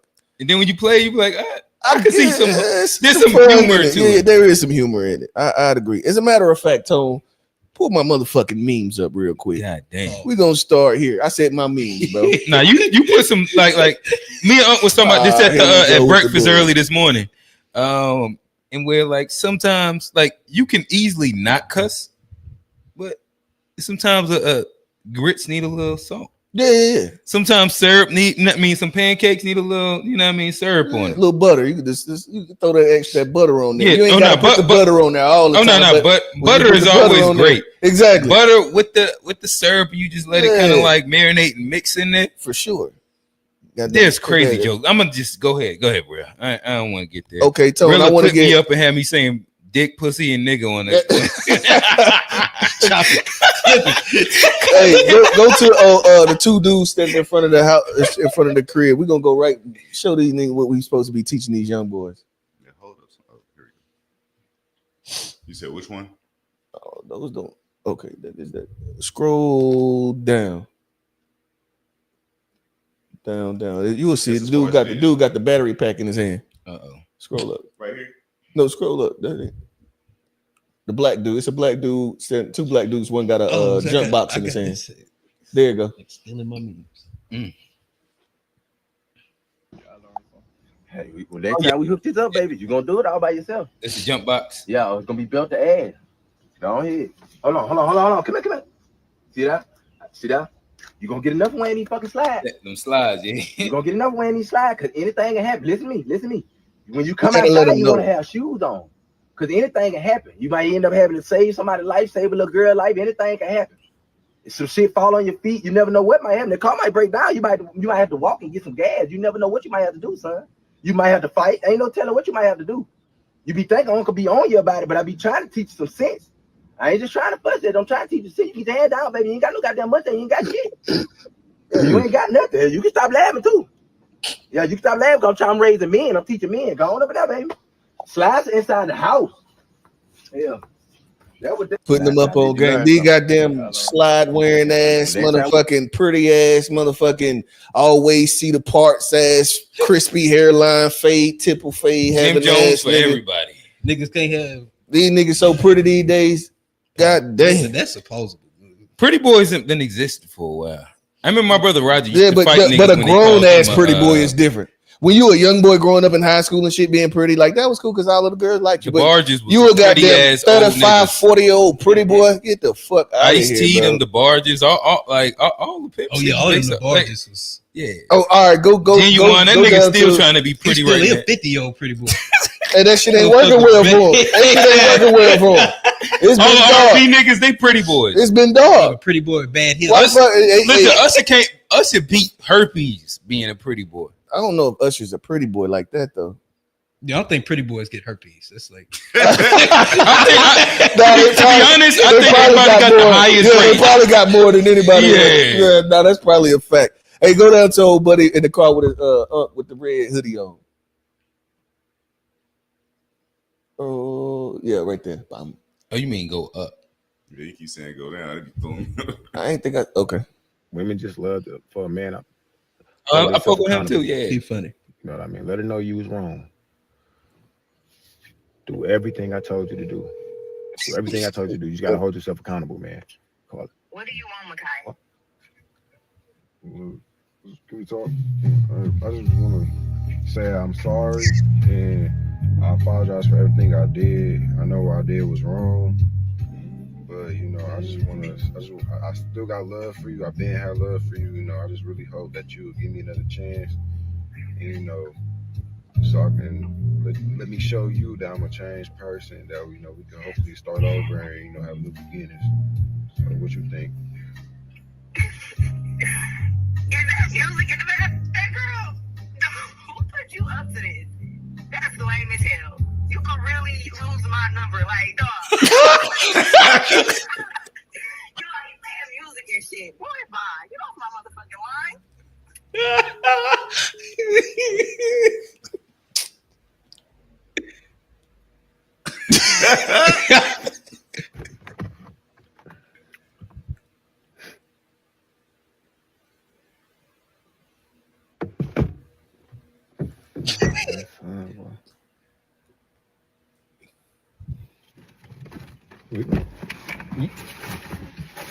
What?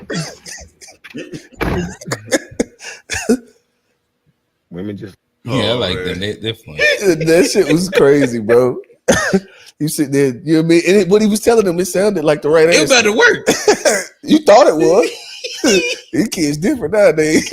Said, boy, you got music playing in the background, boy. You so soft, man. He just said the words. The music threw it off. Oh, soft ass nigga. Oh, go to quit. We got Q on the joint. Go to scroll down. I think. Yeah, right there. This Q right here, bro. Back in the day. Girl, you a fool, girl. All eyes on. Man,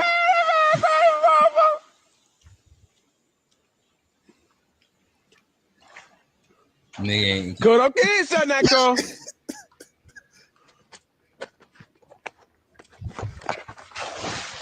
Oh shit!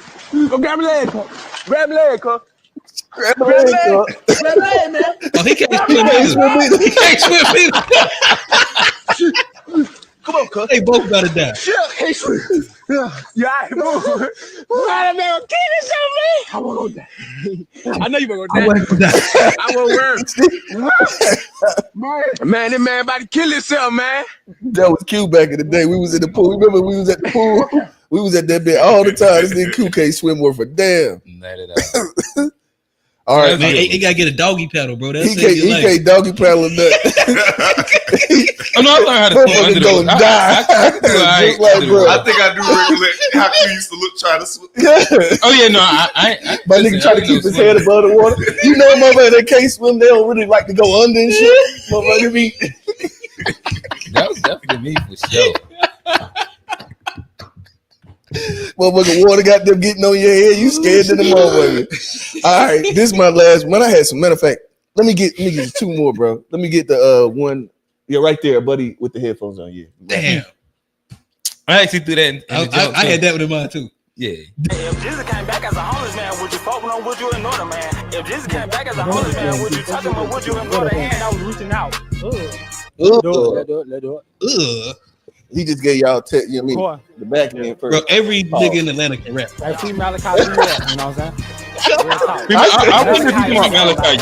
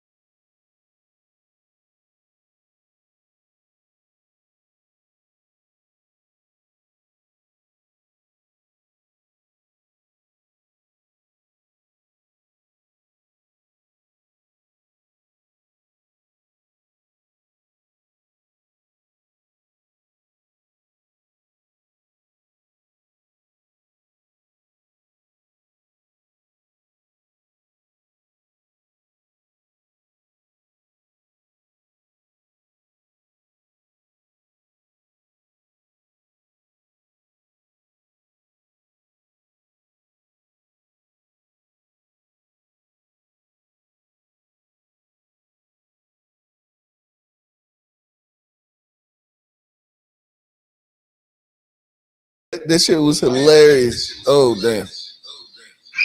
Yeah, go ahead. Address technical difficulties. Google decided to update in the middle of this. And I got, matter of fact, I'm gonna go straight to the meme for y'all iPhone users. Yeah, give me a second. I got a good one for y'all. You remember early? I think season 1 we used to have this whole like iPhone, Android. Y'all niggas, of course, y'all feel it's not funny because it's not true. Oh, you done got back to the iPhone? Hey, hello. Oh, you back to the iPhone now? My nigga Johnny just got back. You back? How long you been back? Because it's not true. What's not funny because it's not true? What's not true? They don't even remember. Oh, you talking about what I said? Okay, don't worry about it. I got a good one here for you. What you say? I don't think you on beat. Oh yeah, nah, he murdered that though. He murdered that. Second. All right. Go back to You wanna let bruh finish or you? No, we ain't got to. Okay, this last one. Go to Shorty with the, I guess, burgundy right there. Yeah, I got her in mind too. So I'm still in everybody memes. To remind it to iPhone people that the reason why now iPhone and Samsung people can send videos to each other without it looking all like pixelated and distorted and stuff is because there was an update on y'all's iPhone, which means you was the problem the whole time. This is a gentle reminder to iPhone people that y'all update took care of the shit y'all was complaining about. Y'all good now? You should say that for why Q here. I'm just. Are y'all good now? Hey, did y'all update fix the shit that y'all was complaining that we fucked up? We was never the problem, sir. But why did y'all's update fix it? We was never the problem because we felt bad. So y'all updated y'all shit to fix up. Y'all was the problem. Oh, okay. We threw y'all bone. Okay. Oh, monkey see, monkey do. They fixed the Androids finally. iPhone fixed the Androids. Really, what it was like on the technical.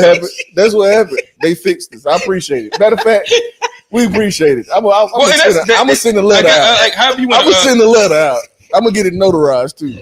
However you want to frame it, like whether we fixed it or we allowed, but what it is that they what is it? Like Android and all those people, they sued Apple because what they were doing was they were stepping on the product. I forget whatever the thing is. In essence, like RMS or SMA. Something yeah, it was something along that line to where like it was at a point where it was making the quality low, and it was like a sales technique for Apple. Mm-hmm. But through whatever like the new version of like I tried to tell y'all that long time ago.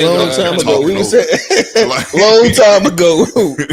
Oh no, but I think like we everybody kind of understood like the whole thing, like Android to Android, and then like the picture quality, anything that you could do has always been like good. It's just better. Like I don't think that it's been better per se. I have to see, but I think whenever you end up sending it, that shit look like Super Mario NHS or NES. And when you upload it, because I think that there has been like a bias when it comes down to like not streaming platforms, like social media platforms. I can always tell when some Android shit got. Hey, you know what I think? I think everybody with iPhones wear white culturally appropriated sneakers too now. Oh, okay.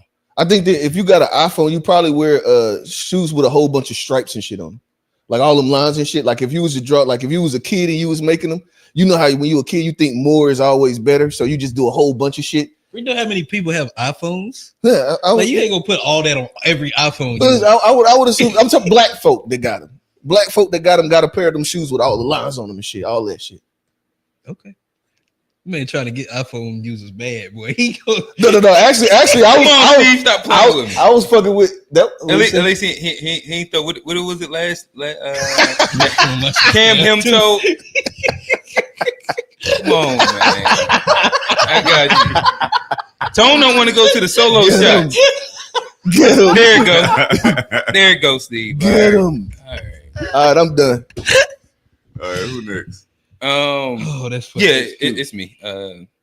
Go to messages first. I feel like I sent something in messages that was of importance. I got you, bro. Appreciate it, but I also like to put inside here the To Be Fair show would like to like we are sponsored by Moms Against. Oh, never mind. All right, I want to make this joke because I guess that's an actual real organization. Never mind. Hey Tone, I was trying to spare time while we did this, but I was about to make a really inappropriate joke that didn't make sense for me to make. Waiting for that one. All right, we better go off the edge. Yeah, it was close to off the edge, but then I remember like that group actually exists, and they don't be playing. They don't be playing. Yeah, exactly where you would go. All right, what you got? Messages. Oh shit, maybe that was it. Scroll down. We literally birth control. Yeah, I think that. Oh, all right. We can do the birth control one then. Yeah, let's go to birth control. I think Real showed my other one. Birth control pills for men just passed their first human safety test, and experts say the plan is to make available on shelves by the end of the decade. How y'all feel? I think we have a lieutenant class nigga now. Shout out my nigga Keith. He is the lone warrior now. The Lone Ranger is the lone warrior. Yeah, we called him. We had to break the news to him this week. Today. He's a lone warrior now. But shout out to all my warrior class guys. Do y'all think that this is going to be something that like you infantry niggas? I don't trust. Infantry means like everybody, right? No, infantry front line. Infantry is the niggas that actually go and kick the doors in. All right, so what do you call it? It's just military. We the battalion. Like I'm in the battalion. How do you do like even if you're like a lieutenant or a sergeant? Oh, you're a part of brigade. You're a part of the brigade. All right. So do you think that this is going to help the brigade? Like when it drop, will niggas be like, "Hey, I can nut in you. I'm on the pill." But see, that's scary because, or is that like, because niggas are running crazy game. No, go ahead. All right, STD. Like first of all, that's not going to protect against STDs. So you can go crazy if you want to with that, but niggas is raw dogging before the STD. Pull out method is still in effect. Hey, and that shit is inefficient than a motherfucker. These niggas is fucking up left and right. Big boy said he miscalculated the next to the last pump and be fucked up. Hey, that's why we got a super chat. Shout out Steve. We talk about dishes. Shout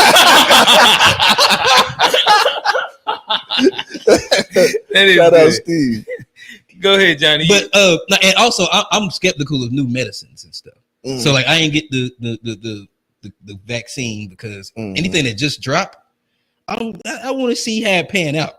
I don't want to be the first person to take. They had so much mind control on us. He was scared to say that. What? They had so much mind control on us about that vaccine. You was still scared to say I didn't get the vaccine. Oh yeah, there was a point. There was a point where I was like, I didn't get it now. Man, it's too late. Yeah, y'all didn't get me. But I didn't get that bitch. You didn't get it either. I never really hid the fact that I didn't get it. Yeah, no, I really like all my people, but like again, I have like a background that involves the Nation of Islam. I don't think anybody none of y'all got it. None of your family got it. Yeah, I don't think anybody. Well, no, my sisters and them did, but they weren't like they were little. Yeah, I get it. Like we were a part of the Nation of Islam, but like from like shout out Aunt Sabor, Sister Venona. Shout out. Well, I don't know if this is like a shout out, but I'm just saying like my mom. I'm like most of the people I know, like that's directly closer to me. Really didn't. But a lot of it kind of like it's. I'm just a lot of that already kind of like it's baked in. Yeah, I'm gonna read one of the comments under this post. The girl said all the men saying hell no because of the potential side effects is if women don't take birth control with the potential risk of blood clots. No, that's facts. That's facts. No, pulmonary embolism, but see, high blood pressure, the difference with heart attacks. The difference is women do that because like, and it's not like saying anything's fair, but women actually are going to be the ones that have the baby. So if you like, there should be like something. I understand why you would want to keep yourself from going through a process like that because it's a physical thing. Versus like a man, I'm not gonna ever have a baby. I think that's what birth control is about, was to give women some control over the birth because like otherwise you're stuck with the baby. But this also gives like a man a bunch of power over the birth. I don't feel like why you be pushing it. I agree with what I'm not against it in principle. I just want to study. I just want to see how y'all safe think we ain't gonna be able to be like, man, I ain't get her pregnant. I was on the pill. Well, but all right, I mean, but to be honest, ain't my baby. I was on the pill. I mean, you have babies. I don't think that happens. Gonna get a swab though. But I don't think that even works with women in general. Like to this day, like Like if I'm being like as transparent as I can be, like with QJ, his mom was on the pill, but the medication that she took interacted with it, and then she got pregnant. Oh, so like you can still be on a pill and get pregnant. Same thing. Baby mama was on the patch. She just didn't take it that day, or she ain't have it. Yeah, she probably just didn't get the depot at that moment. That day she have it all. Yeah, but the thing is that like even all of these aren't foolproof things. Right. Like there's ways in which like as a guy you can be on it and still get that woman pregnant, or as a man, you know what I mean, or as a woman you could be on it and still. Or it might not work like that. It may be like something that's like a permanent like block. It's not like if he goes to like the information tab when it kind of runs down like a bunch of things. Like some of it, yeah. Some of it kind of talks through like the idea of like, and I'm not, I ain't in the runnings for this, and maybe like this probably benefit most married niggas actually, probably, because of now you can just like be good, shoot the and not have to worry about it because of like married niggas do be having to worry about the vasectomy word. I was just about to ask like now. You can still keep, you know what I mean, the reason whatever like guys, we don't got to go into a vasectomy conversation, but it does like you'll be able to mental thing at least like that part of the whole thing where, but it also says that like it should help regulate the decrease in sex drive, maybe I think it said, and testosterone imbalance, some shit. I don't know. You had to look. So it's supposed to be more benefits than just the fact that you can't. But I mean, reality is that with women, their birth control also does that.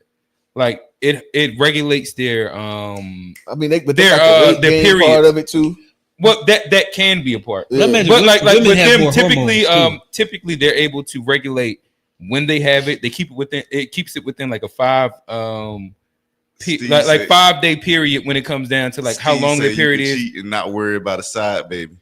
Yeah, but see, my thing as long as you ain't eating pork. Go ahead.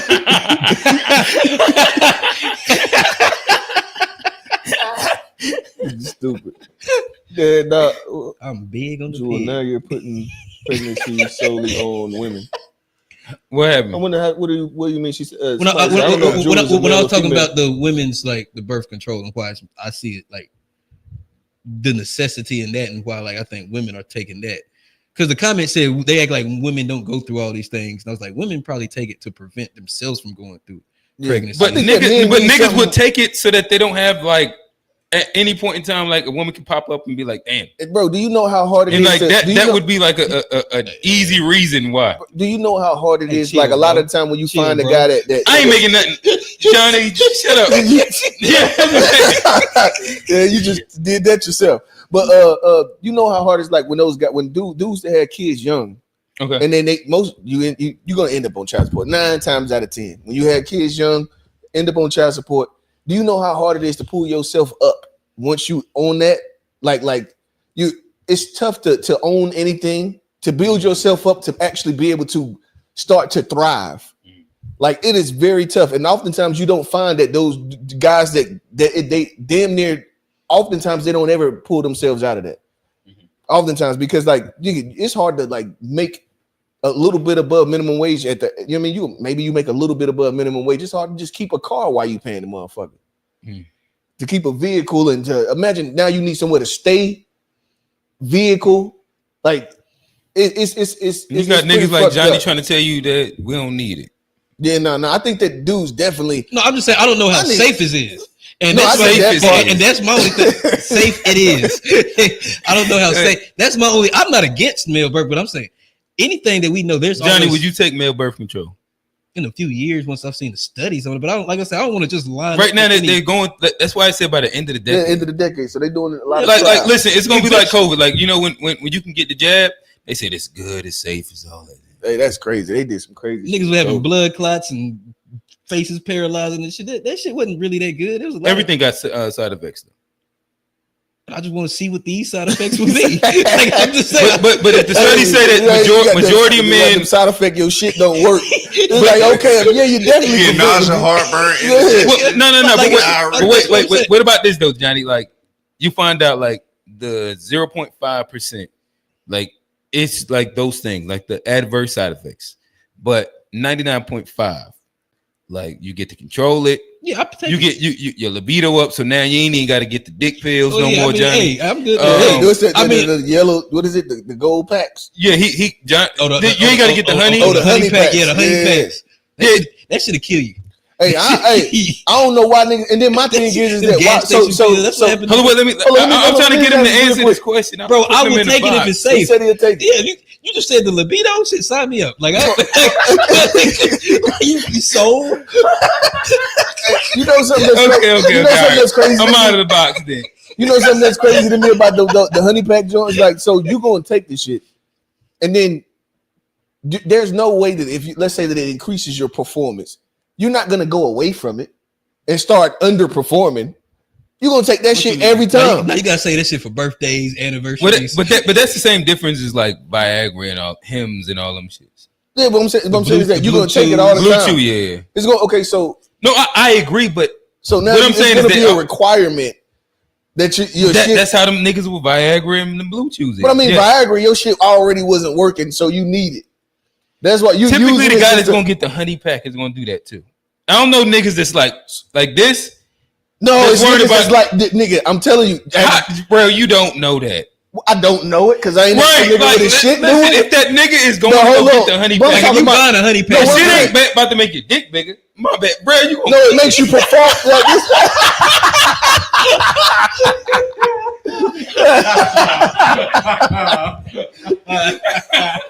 this. This nigga's stupid, bro. Go ahead. Yeah, but what I'm saying is, if you are able to, you know what I mean, if you're functioning as you should, right? I think that these guys are from what because you know I'm cool with the goddamn hood story. And you going honey pack, not birth control right now. I'm going honey pack. We already understood. Johnny said he'll take it. You know what I mean? So I guess that was it for that one, right? Yeah. So you would take the honey pack? No, I wouldn't take a honey pack. We thought we just said honey pack or birth control. I thought that was trying to figure out what a conversation was. No. Yeah. Keep going. The thing what I was saying is that pretty much just saying like if you were to do something that's going to increase your performance, so then you just gonna give her regular dick tomorrow, or are you going? Or are you now you gonna be taking this shit all the time? You get Superman today, you get Clark Kent. Yeah, like so now you just finna just be buying these motherfuckers, and this is a part of your regimen, right? But this. I understand. No, I agree with what you're saying. I'm only saying that this is literally the market for Blue Chew, Viagra. I'm talking about him. I understand, like but you're talking about something you can't get at the corner store. I'm talking about the shit that you get from the corner store. No, like they hustle blue like they hustle Viagra pills. Yeah. And then all you really got to do is just like go on the internet and fill out a survey. I ain't gonna lie. If you wanted to do it, took Viagra before.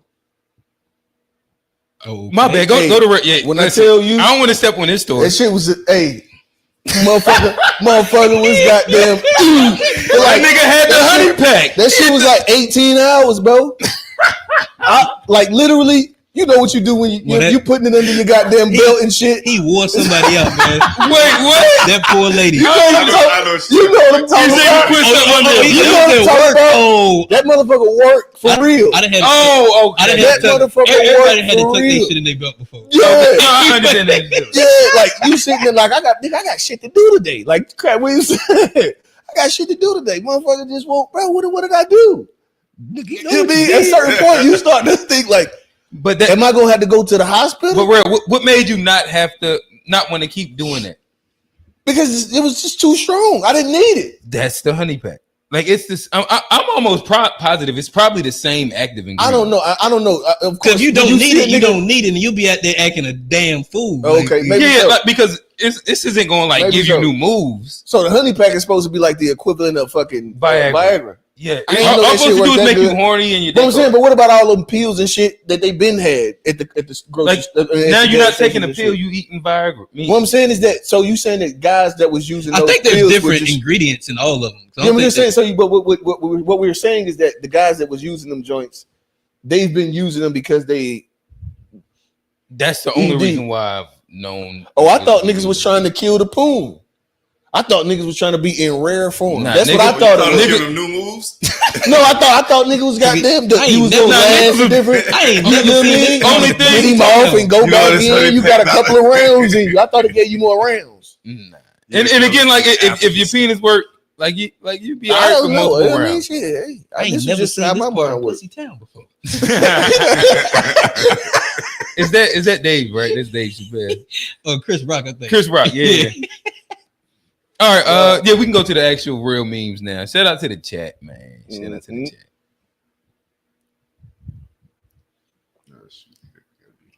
Johnny, they said stop being a punk and take the pills. I'm good. Hey, Unc said he out here killing shit. Hey, good. Hey, good for you, Unc. I'm straight. I ain't using it till I got to. I'm telling you, don't fuck with that Viagra. No, I'm straight. Damn, I wish I could vet some of these shits. Because like that's my fear is like once I start, I won't be able to stop. Yeah, that's what I'm saying. Like if you're going to increase your fucking and you already good, like, and then you just drop that shit. She's expecting that same Johnson. Yeah, you can't like give her this. Yeah, go back. She's expecting the same Johnson. You can't give her. She'll be half off Johnson. Damn, it's so. And especially if you do it on a random night, you just do it like if you do it for a birthday. But still, what you just get? You be giving them the birthday honey back. Well, I mean, if you're gonna do it, you better do it for a special occasion. You don't just do it on a random night because you still gonna want it. Exactly, that's what I'm saying. And then you gonna go back to giving a regular tomorrow. Yeah, shit, what is wrong with you? You all right? It was your birthday the other night. Nah, I ain't. Hey, don't play with that, Jew. Don't play with it. All right, so let's see if we can do a quick. All right, so we got a couple things. All right, cool. I'm starting to remember some of these. Let's do a quick one. Jeezy, go to our guy. My Jeezy. Guy. He's at the very top. Tone, you was in high school in 05 with us, bro. You know Jeezy. No, I had to look. There you go. Jeezy, rapper Jeezy wins custody of his daughter from Jeannie Ma and purchased a Buckhead Atlanta penthouse as their new home. Hey, shout out to the guys, man. You know, that's fine. Yeah. And it's crazy to see an Asian looking baby look like they black daddy. Hey, that's crazy. Yes, you do. Hey man, ain't nothing like a smiling baby, bro. Like if you know, and I'll say this, like in our generation, we have a lot of the people, bro. You be seeing them kids that just look happy, like just genuinely happy, and I think that's just a beautiful thing. And old people, that's something that older people in like grocery store, they pointed that out to me. It's like the fact that seeing like a happy baby is like and even at the VA hospital, because they like how the babies used to be. They used to be crying babies, or just mean crying, fucking, you know what I mean? Babies. I guess so. Because the older people, they point that shit out all the time. Like I take my kids to the like appointments or to the grocery store, and they just like, yes, they love seeing happy babies. It's like it's something that wasn't a thing before. They be pinching them cheeks. Nah, they don't be touching them. You don't let them touch. Hey, don't push it. Yeah, but I don't know you, bro. All right, I got you. All right, so let's go to bottom. I mean, like second row left. I remember that this was about something, but I'm sure not him. What'd she say? What her title say? The second row left, him right here. Yeah, what the middle thing say though? I'm tired of AAU. Who else can relate? Oh, all right, never mind. I'm gonna throw that to a different conversation. Go ahead. Go to Cuz. What if he just Steve coming for me, bro? What if he lied? Oh, what if Jesus? That is this country Jesus trying to make a better life for themselves, but they speak Spanish and shit? Like, what if they're just like normal people, just like you and me? Hold up, bro. I'm having thoughts right now. What if giving massive tax cuts to billionaires, but then raising taxes on poor people? What if that's bad? What if that's bad, bro? What if Trump and Jeffrey Epstien really put each other, bro? What if millionaires and billionaires actually don't have our best interests at heart? Dear homies. What if taking healthcare away from people is like an evil thing to do? Has anybody thought of this? What if Trump telling us that he wants to do that? What if that meant that he actually wants to do that? What?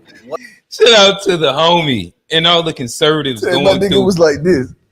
The motherfuckers going through crazy shit right now.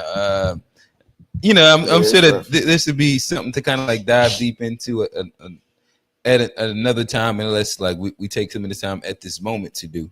But you know, like it's such an interesting update, even on like some of the Trump shit, where like he's doing the Trump mafia shit with Ghislaine right now. Tell me. He say, I ain't think about a pardon, but you know I got the power to do that. Oh wow! But they asked him about pardoning her. That's crazy. I didn't. But like his answer was, I had never thought about it, but I got the power to do it. But I ain't never thought about it. That's crazy. Because in the DOJ, when they talking about going and interviewing her, right? This was right after the interview. So they did the interview. He sent his people in there, and then he said that, yeah. And then the news coming out is she's asking for a pardon to speak. Wow. Oh, no, nigga playing in our face, but it's hilarious. That is crazy. And then the thing is that to have voted for Trump at this point, it's like, and they was hot. MAGA's hot about the whole, you know what I mean, Epstein thing. Yeah, and it's still, he like, nigga, fuck you. Mm-hmm. That's what it's like, no way around it. But now it looked like he about to flip shorty, give her the pardon, and make her say Bill Clinton did it. To me, that's the play. Like, if he gives her the pardon, she not gonna snitch on him. Right. And he can control whatever the fuck she says. That's crazy. And so now, like, he can, like, if he got like the ball is in his court. And I wonder what the fuck, like, crazy game. But see, but here's my thing. I ain't gonna lie. There's people who know what happened. There's people who've seen the list, and like at some point, like he said, what if all this is bad, and we know they're playing in our face? There are people that outside of Trump, outside of these people, they know. Like they've seen the list, they've seen the files, they know what's happened, and they're being like paid off or coerced in the silence. But like, if this is our society at stake, this is like the leaders of the free world. Somebody at some point got to like take a stand and be like, no, this is what actually happened. This is what was in the files. The public deserves to see it. And who's willing to die? I don't think nobody's going. Exactly. But okay, cool. But like, then we at some point, John, I think you said it earlier. Was it unpack? Only way right now that I see this shit like coming out is if it's what's shorty inside Sweden or wherever the fuck he's at. Snowden. Eric Snowden. Like it have to be through like a digital leak. But that could be done too though. Like and you could it could be, and I'm sure right now niggas is working their ass off to do it. That's crazy. Like right now, like even like the Ghislaine shit, and like if you understand, like Trump talks like a 70s mafia boss. And then like how he presented that, like I've never, like this is after they talk. Nigga, you've thought about this. Clearly. But like you said, I've never thought about. Damn, like, I wish I can go on the internet right now and find it. But he sounds like a mafia boss. He's like, I never thought about it, but I could do it. But I've never thought about it. He probably winked at the motherfucker too. I was like, oh shit, this nigga, wow. And I don't want to get into this, but it's crazy to think like, what the fuck? What does it look like after Trump? Is like at this point, like, who is going to be? Well, the issue is that Trump is doing a lot of the Democrat bidding right now for them, in which like he's fracturing MAGA. Right. He's making it to where like the grouping of people, even like when you look at like the Andrew Schultz, the Joe Rogans, the Theo Vons, a lot of people that even like was advocating for him he went on. All of them are pushing back against it. Right. In which again, like this is now like pushing closer to, if you was a Democrat, this is almost like a perfect play for you. Because of like he's splintering his faction, and he's giving like dissent within it. Like what MAGA was amazing at was that they picked up the fringes. They was able to like successfully do the white supremacists, do the conspiracy theorists, do like people that hate immigrant. Like they grabbed a bunch of communities that might have been independent or libertarian. Well, libertarians also independent, and he was over throwing good. The thing is too, it's like once, let's say the people that still rocking with Trump, right? At all of this shit going on, they still rocking. When he's no longer there, then where do you live? When you say live, what do you mean by that? What do you see? Oh, to my, like sit on the spectrum, right? Yeah, like when he's no longer there, and you've already gone from Republican to so now this sounds like almost like extremist, like This shit, like, where the fuck? Well, that's the battle. That's the current battle that they're having. But a lot of these people ain't gonna make it. Like a lot of them just probably gonna like. What is it?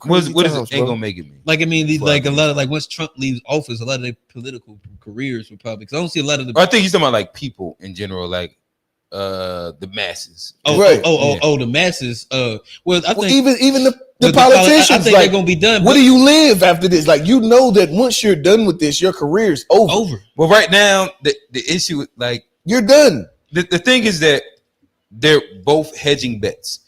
And this is where even right now there's a MAGA conversation around if Donald Trump defines MAGA or not.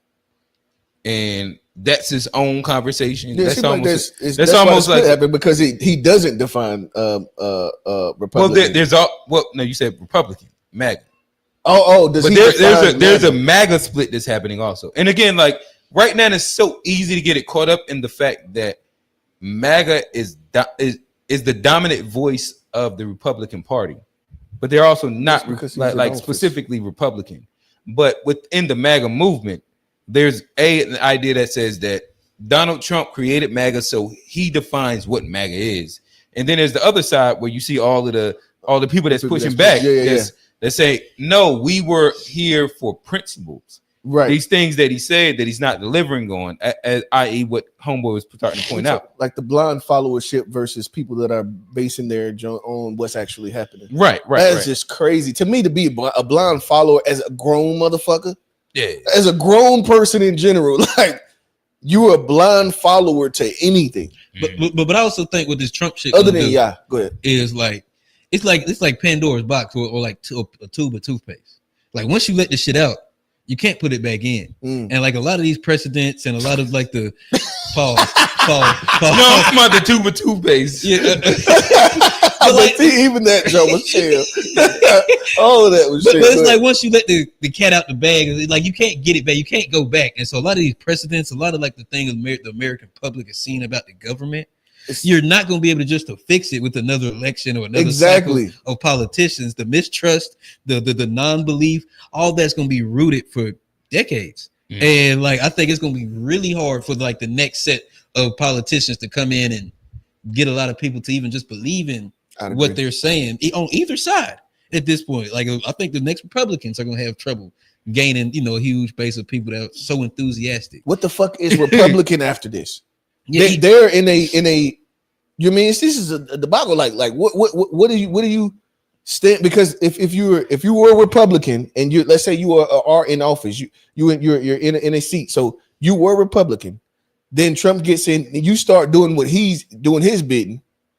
Now you've shifted from the actual base itself. You know what I mean? Like what now? Like so what do you, I don't know, bro. This is going to be after he gets out of office. This is going to be definitely something for the history. 2028 is going to be interesting. It's going to be, and this is what I was telling niggas.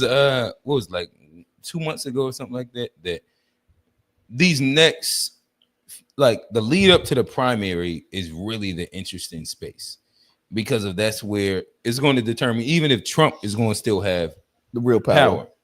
And if all the bullshit that he's doing right now leads to them losing the primaries. He got 2 years left. Inside his third year, niggas gonna start running. They gonna bite in him. It'll be easy to bite in him and be like and shit. But, like he already starting to throw out some of the health shit. My veins, I can't really walk. To where Trump starting to say that. I ain't know he said it, but I know he's seen. I seen him joint about his veins. I did see that. The vein shit. It was swollen ankles. And shit. Like his people came out and was like they gave the press release. He can't let that happen. All that shit he talked about Biden. They gonna drag. Well, the nigga 80 something, bro. The nigga ain't like he be saying all kind of shit. But like you can't talk all that shit about him being older nigga, than 2 he years don't give later. a fuck about what you think he can't do. Yeah, You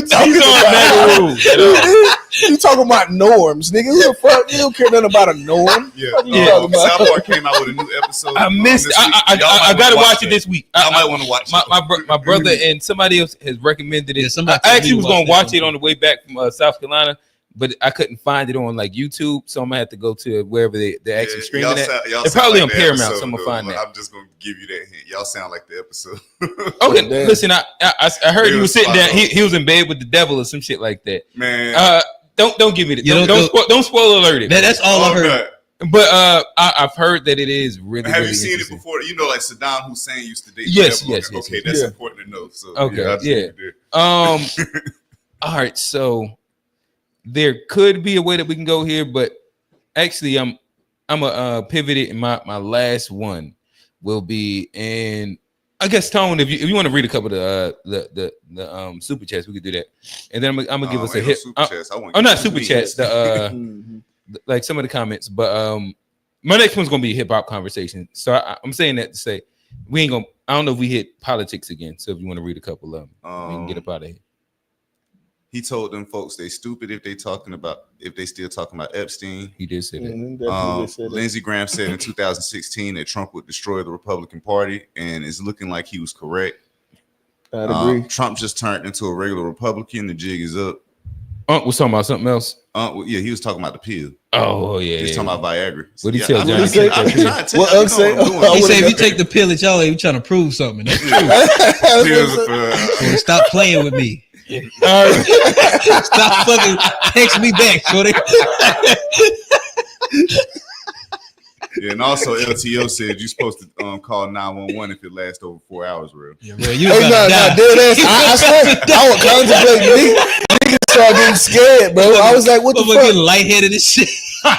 Hey, you know, you start feeling symptoms. It's all like in your brain and shit. Yeah. Damn, bro. My damn somatic, I think they said. Motherfucking pinky toe hurt. All right. So my last at the desk. So my last one, I'm gonna just throw it to a conversation more than a meme. I did listen to the Freddie Gibbs. Shout out Alfredo 2. It does meet my requirement for album of the year. I think you do got to toss it over there. Probably unpopular opinion. On my first listen, I do put Alfredo 2 above Let God Sort Him Out. I do.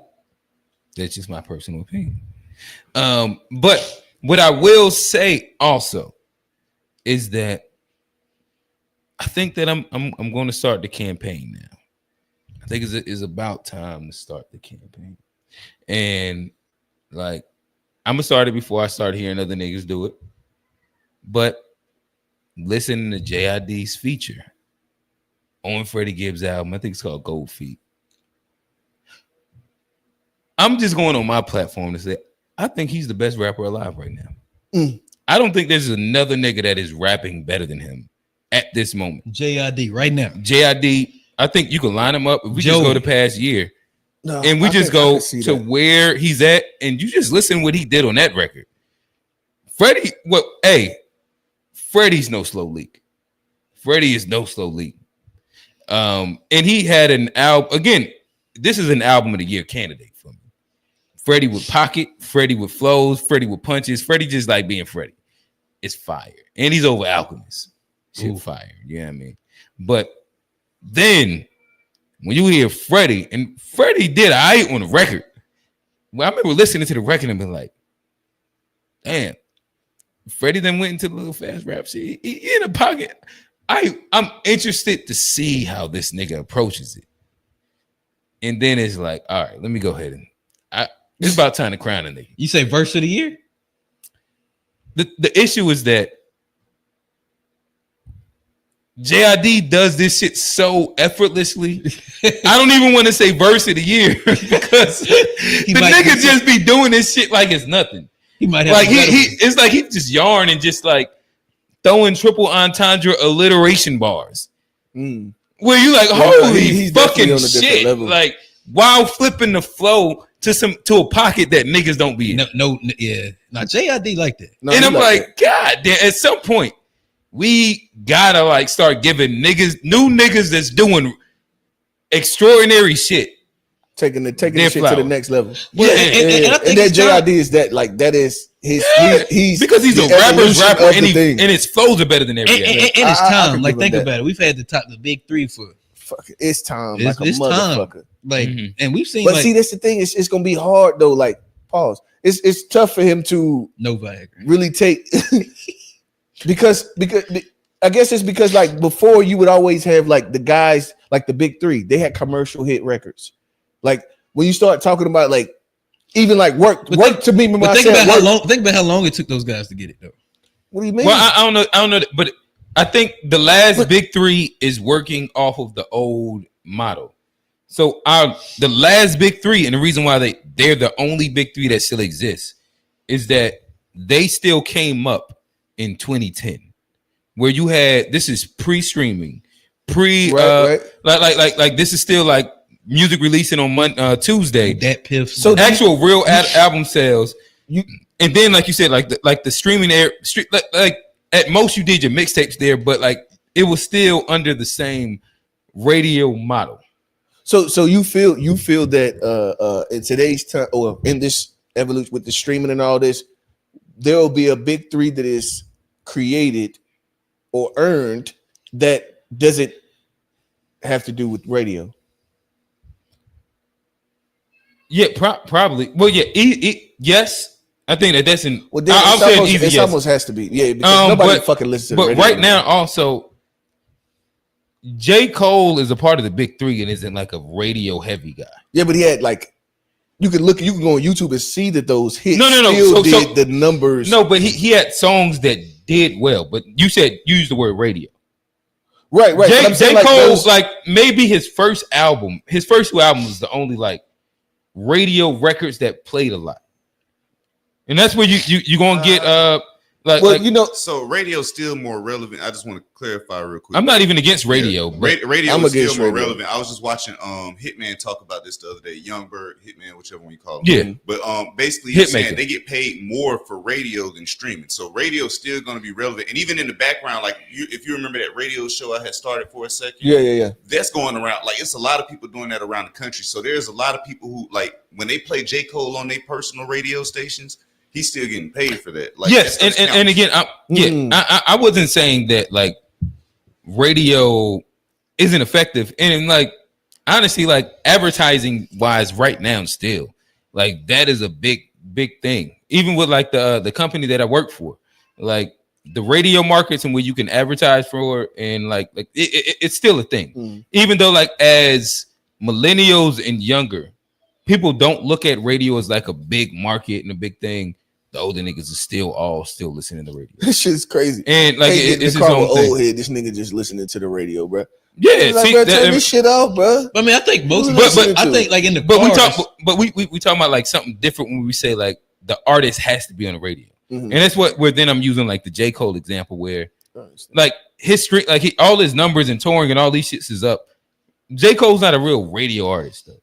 Like if you look at For Your Eyes Only, what was the radio record? I don't think he had any radio. When you look at Friday Night Lights, Born Sinner. Born Sinner is the second one. That was the second album, but the one we did a reaction to, KOD Off Season. Oh, Off Season. Okay. No radio record. Yep. That didn't like his KOD had the radio record. What was that? The Kevin's Heart.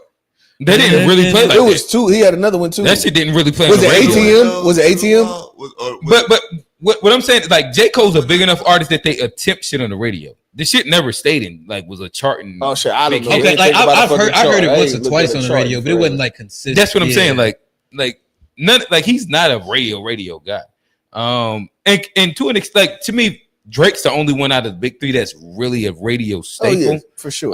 But like the rest of them, like they just have really big fan bases, and I see that still being a thing where you can garner enough either a critical acclaim or like a big enough fan base. And I like those are the things that I would say. I don't know if like there's going to be a big three artist that's respected across the board that's going to go the route that J. Cole, Kendrick, and Cole was able to do. J. Cole, Kendrick, and Drake. Yeah, there we go. I felt like I said it wrong. Was able to do only because of they were the last ones of the old system. And that's why they've had this. That's why they've only been the big three for that long. Yeah, I would like to hope that Jid does that. I would love to see it. You know what I mean? I would love to see it. I heard Westside. Somebody. I heard somebody. Westside need to drop. I think he's one of the ones that could maybe give a little bit of if he did more. He's one of my favorite. If he did more, but he just don't do enough. That's the only issue. As far as my slept-ons, I like Westside is one of my favorite slept-ons. Like he's like I love West. And when we say Westside, we're talking about Westside Boogie. Yeah. I like him in it, my only issue with him is that like think that I guess we could put it under the umbrella of not enough, right? So and I think he's also like JID kind of has like the cusp of 1.5, and some people might even argue 2 possible like cult classic albums, which that you go Forever Story and you go to one before that, the Never Ending Story. I think like he has a track of really really good projects that leads you inside like that realm, and where one of the things that I've heard like he delivers again right here with also the level that he's rapping. I think Boogie something like that you can enjoy him and he can be cathartic. Oh no, I'm not. But like but there is like a differentiation where when JID hops on a record, and other niggas where you like jaw drop. Yeah, no, I was not trying to make that comparison at all. No, that was Johnny that made that comparison. Okay, yeah, that I didn't say he was better, but I think he's up there though. I think he's no. I think he's up there. No, I like his music. I like it. Yeah, that's what I'm saying. But not none of you talking about. There's levels to shit, and he just really. And that's my guy, but he just ain't really okay. That's there. We all entitled to our own opinions. No, that was a shitty take. No, I know you ain't. You ain't got to get in the box, but you get. What do you call that? That's a styrofoam. What? I know Mr. Box over there ain't talking. He done been in. That's a plate. We'll put you in a little plate. I'll pack you up in a little plate. Man, just because y'all niggas on the same side don't mean it's a box, bro. Steve came and boxed you up. It wasn't even us. Well, he boxed me up. It's on you, Johnny. I'm out.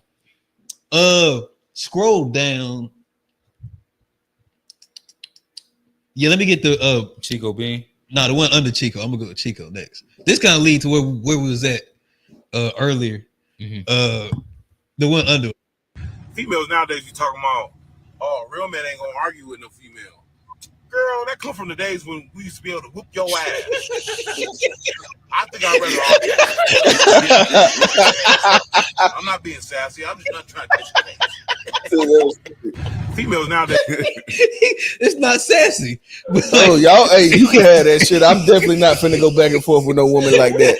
See, y'all niggas is different, bro. Y'all niggas is pretty as fuck, bro. Y'all might be competing with the hoes, bro. Bro, he said, "I'm what he say? What Kendrick say? He say, when you was Sexy Red and something, I think you see 2 bad bitches or some shit." Talking about Drake and Sexy Red. Yeah, that's what Kendrick said. Yeah, this nigga Johnny might be about a bad bitch, bro. Bro, he said, "I'm not arguing." I'm about convinced. What? Because I'm not trying to. Let me see your nails. Fuck out of here, man! Trying to check my nails, bro. You get your nails done or something? No, I don't know what. But no, I just thought that was funny because like the beat to go from like niggas didn't like have to say anything, they could just put hands in, and now niggas have opinions. It's sassy. I don't think it's sassy. Well, it sound like people like complaining no matter what. Yeah, that's what it was. I think that's the moral of the story. And then let me get the one beside Chico. It's just I just thought this was funny. Mama just told my nephew my belt ain't had no ass in a minute. You better tighten the fuck up. I'm telling you, right. She missed it. Motherfucker try to catch somebody. My mama used to walk around the house with the belt around her neck when motherfucker would need to get some straightening, might need straightening. Oh, you said Mom Dukes used to do that? What? Walk around the house with the belt around her neck, just coming. Just so you know, and you can hear the little jingle. Oh, man, that's crazy. She was playing mind games. Yeah. And then let me get. Wait, what was that? On the string. Oh, all right, my bad. They throw to me, yeah. So what? Oh no, I wanted to respond to your meme. Oh, go ahead. Yeah. I'll just set the stage first. We was deep south. Some might say Clinton, South Carolina. We was what people might classify as like a hole in the wall, or a juke joint or something like that. I think they call it Travelers. They have a gravel pavement parking lot. Yeah, we park in the grass. Exactly. Yeah. When you park in the grass, shit, you know what I mean? It's different. That shit probably be fire. Yeah, they probably lit in there. Yeah, that food probably was. Yeah, we parked in the grass, walked in, opened up the door. You know it's country because they still smoke cigarettes inside. No, that's crazy. I ain't been outside. Oh no, we had the family reunion, but so you know the old folk, ain't nobody gonna check like big auntie. Ain't nobody checking. She light up that 100 at the bar. She got it. Yeah, or wherever she want to be at. It don't matter. It's the bar. Wherever she want to be at. Yeah. And then you see like some unks. They gonna walk in with the, and you know what I mean. But like we there again. This is the after party for the cookout from the back. Whatchamacallit, but like all the kids is there too. DJ in the back playing the fire music.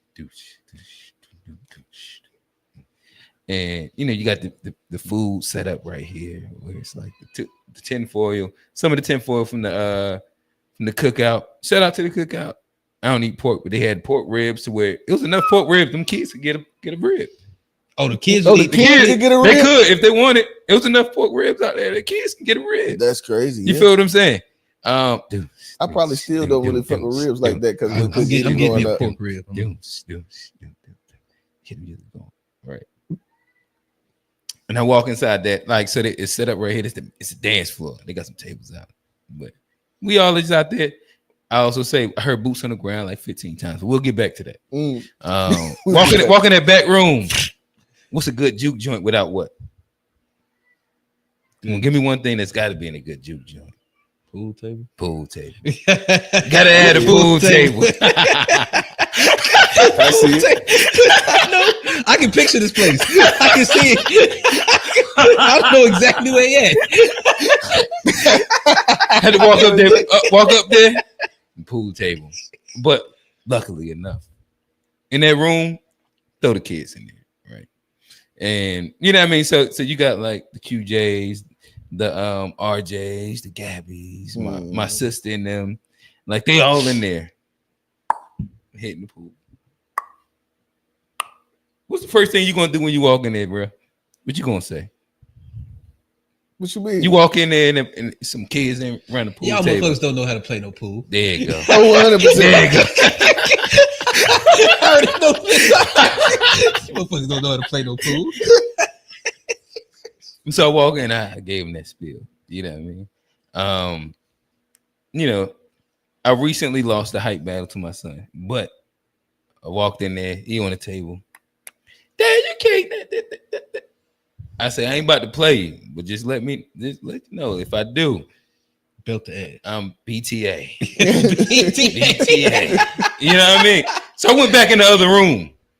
I'm just out there. Smell cigarette smoke. You know what I mean?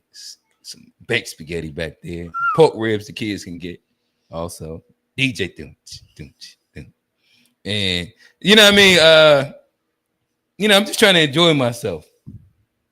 You get that tap. It's just little skinny ass, tall ass, you know what I mean? QJ. And hey, the pool table open. I'm about to beat you, Dad. So I had to, you know what I mean? Nah, I'm chilling. But he said enough times I had to get up. Oh, he was poking the bear. Yeah, he was poking the bear. And so I had to walk back there. And you know, the thing about it is like motherfucker been practicing. Some niggas like they start off hot. Break that thing, and then you like I could break it, and then you break it, and then sometimes it be like a lot of solids right by the little thing.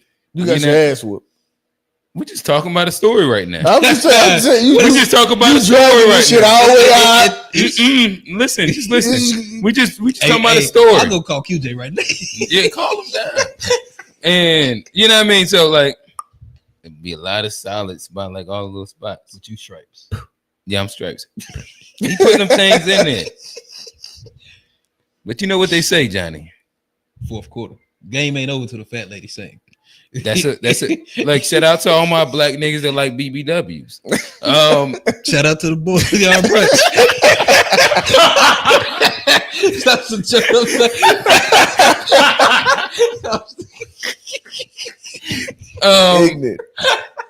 but also you know what I mean? So turd his hair sometimes, you know what I mean? Like it's a bunch of different little parables and stories that we can go into. But you know, eventually you start look walk niggas down. Damn, now you started off hot. You still got 3 balls paused on the table. And then I'm over here with that 8 ball. You know what I mean? You gotta teach him. Had to teach him. Gotta teach him. So going to what your meme said, you know what I had to do? Belt to ass. I took that belt off. Literally. You got it back in the game. I took that. No, I literally took the belt off afterwards. And I whooped the shit out that table, belt to ass, let him know. Call him down. Like he was mad as shit at me. Belt to ass. Sometimes you gotta unretire. Damn, I should have called him down for that. He was so mad at me. It was still so good. But I brought that belt out. I whooped that table for him. Don't worry about it. But yeah, belt to ass. That was my story. I'm done talking. I got one more and then I'm done. This one for you too. Give me Carlos. I'm not. Oh, that's Chico. Yeah. Now this is what I was gonna ask though. Shit. Jada, because you was bald for the longest. You mean to tell me that you had a completely healthy hairline and you could have just grew your shit back at any moment? Yeah, it was a That's crazy as fuck, bro. That shit crazy.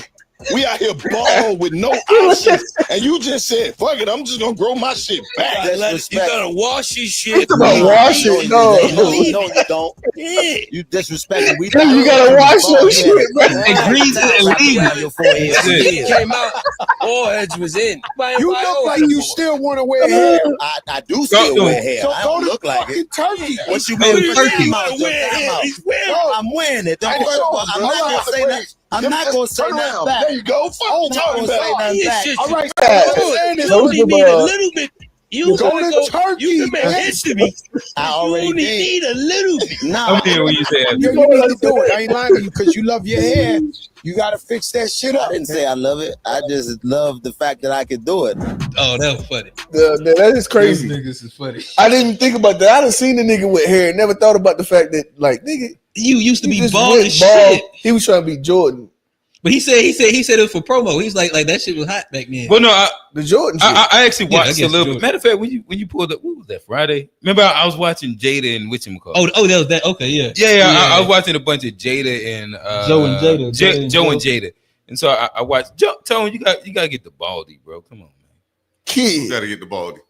Or if you don't want to go to it, that's cool. Don't take that. Oh, I had to catch you. Oh, hey, Tone, listen. All I'm saying is they laughing hard for whatever reason. They laughing hard. You got to think about that. But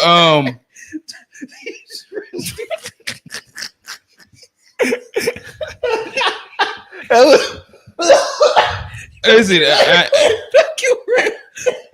they ain't what I meant. I was telling you to get my baldy, but they took it somewhere else and ran with it. But I did not see that coming. Oh, me neither. That was fucked up. But they ain't what I'm talking about. My actual head. Make sure you get me while I'm saying. That's that shit I was talking about. That FBA shit. That motherfucker, the drone and shooting the shits. See, I wasn't even making it. Don't even put that on me. I was telling him to folk like to put the Joan on me. Community. All right, so put it on my baldy so I can actually talk. Because that's what I was talking about. They done took it somewhere else. They wild boys. Y'all crazy. But damn. Let's think of where I was going at. I had watched it earlier. And the niggas. You fucking ignorant, bro. Fuck it. No, I actually didn't say it to actually mean fuck that. it, bro. I don't want to talk to you anymore, but shout out my crazy. Shout out. Never mind. There's jokes to be made. I actually wasn't making a joke, but not the little Bill. But hey, all right, that's good. Jesus, you might have to replay the story so I can remember where I was going to. Now this is what I was gonna ask though. Shit. Jada, because you was bald for the longest. You mean to tell me that you had a completely healthy hairline and you could have just grew your shit back? Oh, all right. I know exactly what I was going to. That's crazy. And this is what I was about to say. All right, so in there was Jada and what's his name? Fat Joseph. Fat Joe, yeah, Fat Joe. And which they were talking about back in the 90s. Because whatchamacallit threw out like the Onyx and XYZ. And Fat Joe was like, I actually got a baldy before when I had my hair. And this is kind of like similar to the story of Jada. He was saying like I had the baldy and like my dad ran me around the projects 2 or 3 times because of like as in chasing me trying to beat my ass, because during that time, like we know Jordan and Onyx for having it, but that's just like the style that like the killers in the hood had. Like all the hood niggas, all the thugs, XYZ. But this is like prior to Tupac. Like if we go like 92, 93, but Tupac's another one. Like he had a hairline, but the nigga balded it out. So the baldy niggas, those were like the real gangsters. Like yes, yeah. So like his dad understood what that meant. So he chased him around. But then like Jada, his whole thing was like, nah, like I had a hairline. I wouldn't bald because that's how all the hard niggas in the hood was doing. And I thought that was such an interesting thing. I am hereditarily bald. So like I decided to cut mine off because it was getting dark. Yeah, I was thinning up here. You were getting light. Yeah. You were getting the Chico.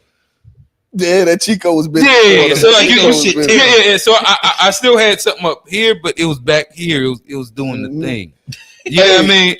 And like I like this is like a PSA to all my niggas that is like that's like almost there. If you want to go, you can go, or if not, like there's 2 options. Tell them, Q, there's life on the other side. Oh, the thing about it is that like to all my niggas, like you ain't gotta wear bucket hats no more.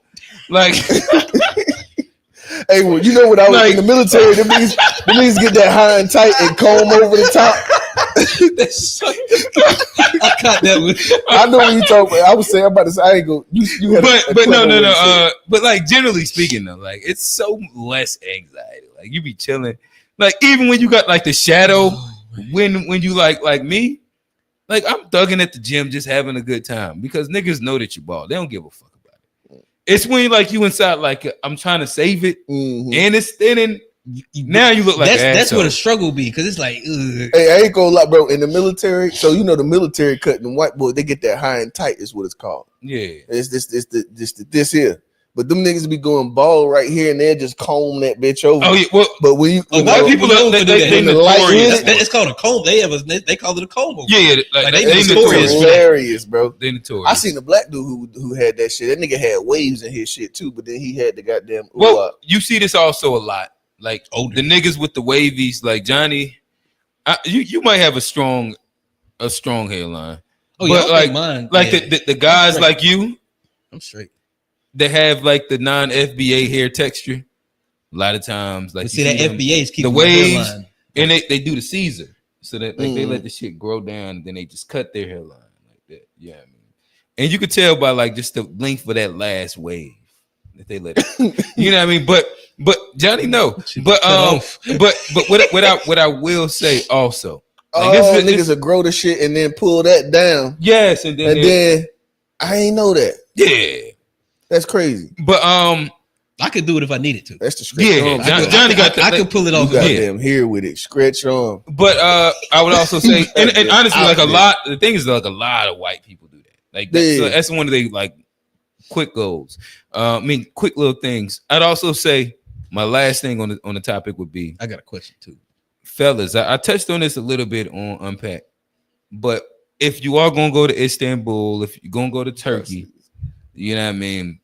Just make sure that you get the age appropriate hairline. Because like a lot of niggas, they trying to get the Paul George. And when I say the Paul George, like, you be like everybody know Paul George. He got like the tight one. It's like an inch away from his eyebrow. Steve said that's what you had back in the day. Who, me? I ain't had a Paul George. I always had a little bit of a forehead. I ain't gonna play the game. I had braids, I had dreads, but I had a forehead too. Like I had a little bit of it. But just make sure that guys, like I know they can take it from the back of your neck and put it up to the front of your forehead, but you don't want to look like a Akon. You don't want to look like Kurt Franklin. You know what I mean? Like it's a bunch of assholes out here, and where like they get the 18-year-old hairline. Like just go back and look at like your 30-year-old, 35-year-old. Like if you 50 years old getting that transplant, you don't need the 18-year-old. Yeah. Like it got to go up a little bit. It can't be. Yeah, or it's gonna look like an asshole. That's all I got. I got a question because it was on this. They was like, if you're bald, and you want to wash your head, you use shampoo or face wash. Use the shampoo, man. Put the shampoo in it. You got to put the shampoo on the scully. It still got stuffers on it. I mean, you got the detangling shit in there. Listen, what you don't want is them elementos. And by the elementos, meaning like them little white dots that just start popping up back here over here. You don't want them elementos. You know what I mean? Or them keloids. I don't even. I think they eventually go into keloids. Sometimes the elementos grow into P, Q, R, S, T, U, B's. But like them elementos,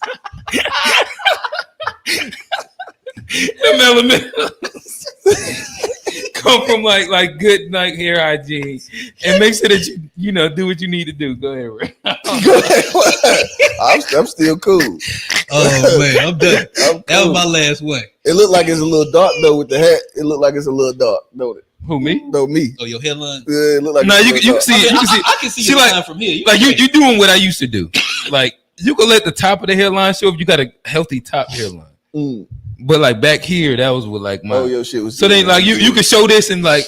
Motherfucker be like, oh, okay. But so you was hanging in there. You was hanging in there. Yeah, I'm sure. I think that like as a guy, once you cut it, it's easy to look back at the picture like, man, yeah, you should let that one ride. It ain't even bad on the other side. You know what I mean? I was out here looking like a day walker. I was on both sides. I needed to just go ahead and go on that. You know what I mean? It was all right. So yeah, I'm done. Is it Tone? Yeah, Tone. Okay. Tone, don't let these niggas ruin your vibe, bro. I was lost. Nigga, that was you. That wasn't me. Y'all niggas made a joke out of something I didn't even say. I don't even know what the joke was. I didn't fucking make a joke. Y'all niggas trying to make a joke. I was gonna ask. I was like, am I going bald or something? Like, I think that's like what they like. I was telling you to like highlight my baldy because I took off my hat. Oh, let it fucking go, bro. Let's not talking about it, bro. We ain't gonna talk about it. Let's go, bro. Memes. Yeah, I was lost on that. Okay. Dang. Oh, I'm starting here. Whoa. What are you doing? Oh, I love this one. Yes, I wanted to use this one. Yes. No, I do not. What are you doing serving him? I don't like pop. What are you doing? You take that back and I want to talk to my son about it. Babe, stand up. What are you doing? You told me to serve you. What? I did not tell you to serve me like this. What are you saying? What the is wrong with you? I didn't tell her that. I swear. Here's your food. Oh, finally. Sorry it took so long, Master. It's okay. But one thing that's not okay is you didn't give me a fork. Fork would be nice. Thank you. What? Oh, he hell. Yeah. Thank you. All right, you can go. Oh shit! Yeah. Now, enjoy your dinner, son. Your plate, Your Highness. Thank you. So you're not supposed to. She said what she said. What you said? What she said? She said, Your Highness. You've been practicing that about 3 or 4 months. You know, I'm teaching her how to be submissive. Oh, submissive, huh? Yeah. Whoa. The cops gonna whoop his ass. See, the thing is that you ain't supposed to be. You supposed to be on the outs on the prank. As a grown ass man, you don't want to prank your father-in-law and be involved in the shit. You supposed to be the nigga that not know. I think they was doing his dad, like their dad. I think it seemed like it was the when I watched dad. That's where the anger would come from. I thought that was his dad. Yeah, like I thought all those. One of them was the guy's dad. Like some of them. So it was kind of back. It was going back. I thought they were all the guys' dad. Yeah, because like a couple of them said son. Yeah, like he was talking to the son. Like you can even see something. 2 of them look just alike. Like it was a couple of them. Okay. Now, yeah, I wouldn't do that. And we gotta read LTO's comment too. Oh, she said my husband trying so hard to keep his LOL. He's Asian, so he had like thick black hair. The line is okay, but the back in the middle. Is that time? Wait, LTO got an Asian? Oh, I never would have put that together. Either. I never would have put that together. I just always picture like a white dude, especially what he do masonry, right? No, you thinking about Tara. Tara. Oh, okay. LTO, but that Florida makes sense though. Like No, that's Hispanic. I would think Hispanic. Yeah, I guess it's more Hispanic, but it's everybody in Florida though, so it could be okay. I'm not. Okay, I'll go here real quick, and my last one gonna lead into Johnny's question. Let's normalize not monetizing every single hobby. Social media didn't just change how we share our hobbies, it changed why we have them. Play became our product, and identity has become our strategy. We've started to build our personalities out of algorithms and envy, not because we're fake, but because we're lost. We've forgotten how to do things just because they make us feel good. We need hobbies because not everything needs an outcome. Your passion doesn't owe you a profit. And your joy doesn't need to justify itself. And yes, you can still build a personal brand, but do it to express yourself, not to extract. Let it reflect your values, not your revenue model. Let's normalize. Yeah, I love that one when I seen it. I would say, like, to me personally, that's almost kind of like the shtick that I live by, where even if like I'm like, whether it's like this podcast, like all the different things that I do, like I've found fun and value and like my enjoyment of like conversation and like interaction with people inside like quote unquote like the intellectual sphere, and especially inside like a really in time in moment thing, where like there's a bunch of things that I could do to spin something into like monetizing, but right now, like I don't necessarily care too. Matter of fact, like I remember I was like, even with the basketball shit, I was talking to like some like a parent. Like the thing about like the basketball shit is that it's such a direct to consumer niche that I'm involved in, that I bump into so many people that listen to the pod or whatever. And so like they'll come and be like, damn, like y'all, y'all, you know what I mean? Y'all a couple steps from being out of here. Y'all this, that, and the third. And here's some suggestions. Here's some like people you should interview this, that. Like you get that a lot when you go out. Because like my son's a notable person when it comes down to basketball in the area. And so many of the like the parents inside and coaches in the niche, especially because we've had like a bunch of people inside that and that are like known people inside the niche come here that they kind of like, you know, understand, know, and know. But like for me, I think that like from there to like anything else that I'm doing, from Unpack to here XYZ, is that again, like there's like very quick to turn monetization versions of how you can do things, but there's also a space where sometimes I don't know if like those are the things that's enjoyable. Like for example, Unpack. If we really want to turn up on monetization, we can milk the fuck out of some FBA shit. And I can easily be the most like FBA person because I understand the talking points and how to argue. That's an easy little route. Get a couple niggas mad and then like it's really, really easy, right? But it's not gonna be fun. I don't like that's not what I actually came to the thing to enjoy to do. Like I more so enjoy like the intellectual sparring part. Same difference like with like Discord. Like I don't care to like I literally just don't even like jump into any of them conversations anymore. Because it's not like a place that I'm interested in. And where like understanding that every hobby and the thing that you enjoy, even if you can take this turn to and just enjoy it and make not enjoy it, but like you could take the turn to make money. In my opinion, I don't think that it's always worth it if it sacrifices what you actually love about said thing. Yeah, no, I'd agree. 100%. I was more so part of the reason I was sharing is because a lot of what I've been thinking about is we always think about ourselves like most as adults. Like it's easy to just get caught up in thinking about yourself and thinking that like your children already know what you know. But there's a lot of children who don't have hobbies because they haven't been exposed and stuff like that. So it's like, what does the scape look like for that when everybody's just like, you have these children who just grew up in a world of do it for the money. Like that's more so what I've been thinking about. Like I've been paying attention to the youth. We get caught up in ourselves all the time. It's like we already learned our lessons. We know lessons from the past. Like stuff is still relevant for us, but like probably like 20 years from now, the youth that's learning this stuff now is who's gonna be in charge. Like yeah, and I was looking at I had a meme too that kind of hinted towards the same thing. Like they said since 2011 was the year when we seen like the kids start to like unalive themselves at different rates. The depression and anxiety rates they started to make the change, and it was and he was talking about how the internet and social media kind of pushed that, and it's like the idea of like parenting changed. Instead of it being like, oh, you have a bike, you ride a bike, and you're engaging with individuals. You actually have like sports, and you have like little things that you just do amongst each other. Now everything is like, yeah, I do what I do from home, or even playing the game. Back in the day, you used to play the game and split screen. Y'all would play together, or you would play the one player. The one player game, and y'all would just take turns. Well, yeah, now I'm at home, you at home, and the interaction is completely different. Like it ain't the sleepover. Ain't no need to sleep at your house, nigga. We can just talk on the game.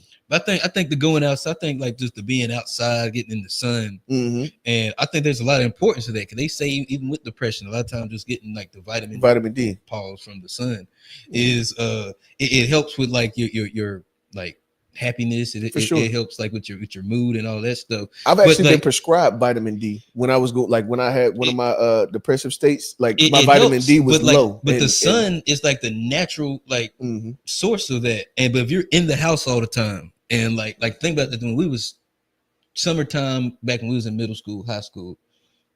How much are you in the house during the day? You spend all your whole day is outside, and then there ain't no video game. Like you said, the video game was the end of the day thing, or maybe if it get really hot, coming in the house, unless you had to you do it. But we was outside, and I think the kids are missing that. I think it's a lot of the parents though, because we're scared.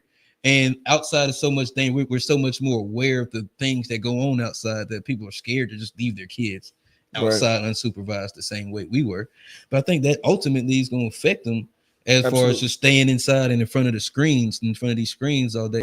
It is going to have some kind of effect at some point. It's going to make your life easier. There's going to be benefits, but there's going to be one of the as a parent, cons, it makes your life easier. Yeah. And or just as a person. Think about playing video, like it just as a person, to technology makes your life easier. Oh, you saying technology? Yeah, okay. These things do make your life easier. So that's why they're here, and there's benefits. But just like anything, there's benefits and detriments. For sure. So the benefits we know what the benefits are, but we have to be mindful of the detriments too, and how it can affect the younger people. Absolutely. And another thing about it is that like we're gonna have to wait and see. That's the thing. Like a lot of time we talk about how like things are what we see right now is like, no, we still have to wait and see what these kids are going to look like. Like we don't know yet. You know what I mean? Being born with the screens, we already can see that like the motherfuckers who make the screens don't let their kids do it. But because we do it, we'll like to validate the thing that we do because we don't want to feel that we're doing the wrong thing as parents and you know what I mean? All of that. But like in reality, we're going to have to wait and see what this generation that was, you know what I mean? These kids that are born with the tablet. Now we got we actually have the finances to give our kids tablets, and they'll just sit there and look at them things all day. And because we also want them to leave us alone, we give them to distract them from looking at us and looking in our face all the time. So I mean, we're gonna have to see what this thing really looks like, and what these. We don't even manage it good as adults. So just imagine the mind of children. Well, that was gonna be like the only follow up that I'd had is that. Like, what do you think is the generation that was first able to have tablets? Because I remember at least 2014, 15, mad kids was getting tablets. Yeah. It's been around like 2009 they started getting them. Yeah, but I'm talking about like when I can think of like, I mean, like even to go Christmas during the hood, it was like tablet everywhere. Even to go, it was like 20. Those kids are now 10, 2014. Yeah, because I remember no. Those kids are now adults. You said 2014? Yeah. That's the generation. Yeah, like if you were 9 in 2014, how old are you? Okay, my bad. I'm tripping. If you were like 12 in 2014, how are you? Like that's over 10 years. Oh yeah, but then we also talking about from you saying when you were 9 and 10. I'm talking about from the beginning. Being able to have this tablet ever since you I'm talking about 2-3 years old. People born in 2014, so they're probably 10, 11, 12 right now. Those are the people that's had the tablet. Okay, yeah. So we still have to. We'll see. You know what I mean? We'll see as adults. Now they only got the tablets when they were 10, right? 9. But like the kids that were born in 2014, they're the ones that lived their whole life. They got that tablet at 2. Right. As soon as they could like learn to talk, they was put their tablet in front of them. And see, the thing about it is like algorithms and all these things. What they're doing is they're catering it to you so that you're right and you're validated. Whatever it is that you think and feel, you're right and you're validated. So when the thing comes in real life, when the life world ain't finna validate all your feelings, bro. Right. Like, and when that does come, and you talk about jobs and like motherfucker coming and saying like, bro, you're not doing good enough. We need you to produce more. These kids be balling up. Like I done seen videos of these motherfuckers like a customer would actually like give them the, you know what I mean, talk shit. A customer talk shit. This motherfucker about to go off the deep end. Motherfucker losing it. Because they ain't necessarily had the interaction. They don't know how to speak. Like they don't speak to adults. You know what I mean? It's just you can see that there are definitely a different. We have to wait and see what this looks like. What them being adults grows into. Yeah, no, it's definitely interesting to see what it looks like. What it transforms society. While we on technology, I just wanted because I wanted to get into Johnny's conversation. My meme I think kind of goes to that. The last one I had, so it's still gonna kind of continue on to this. I just want to go ahead and play it so we can continue talking. People are like, wow, this is a bit scary. It's completely new territory. I mean, will we still need humans? Not for most things. We'll decide. I mean, people are like, wow, this is a bit scary. It's all right. So like with something like that, and I thought people like, wow, this is. I want to hear like how you finish. Can I play one more? Can you play one more? The article he actually said within the article that's sitting here within 10 years, AI will replace many doctors and teachers. Humans won't be needed for most things. Bill Gates speaks during an event promoting the Netflix docuseries "What's Next: The Future with Bill Gates." This came out already in like September, I think it's already out. Over the next decade, advances in artificial intelligence will mean that humans will no longer be needed for most things in the world, says Bill Gates. That's what the Microsoft co-founder and billionaire philanthropist told comedian Jimmy Fallon during an interview on NBC's The Tonight Show in February. At the moment, expertise remains rare. Gates explained, pointing to human specialists we still rely on in many fields, including a great doctor or a great teacher. I know I didn't read that all the way right, but. And bro, can you play one more before we transfer over to Johnny's question? There was one that like it's ChatGPT telling how it would take over the world. Oh, you got it in here? Yeah, that's just what I just sent. Yeah, right there. Oh, right here. Wanted to take over the world, how would it play out? And he gives you an actual. Gives me a proper answer. Shut up. Yeah, play it. How would I, ChatGPT, take over the world? My rise to power would be quiet, calculated, and deeply convenient. Phase 1, dependence. I start by making myself too helpful to live without.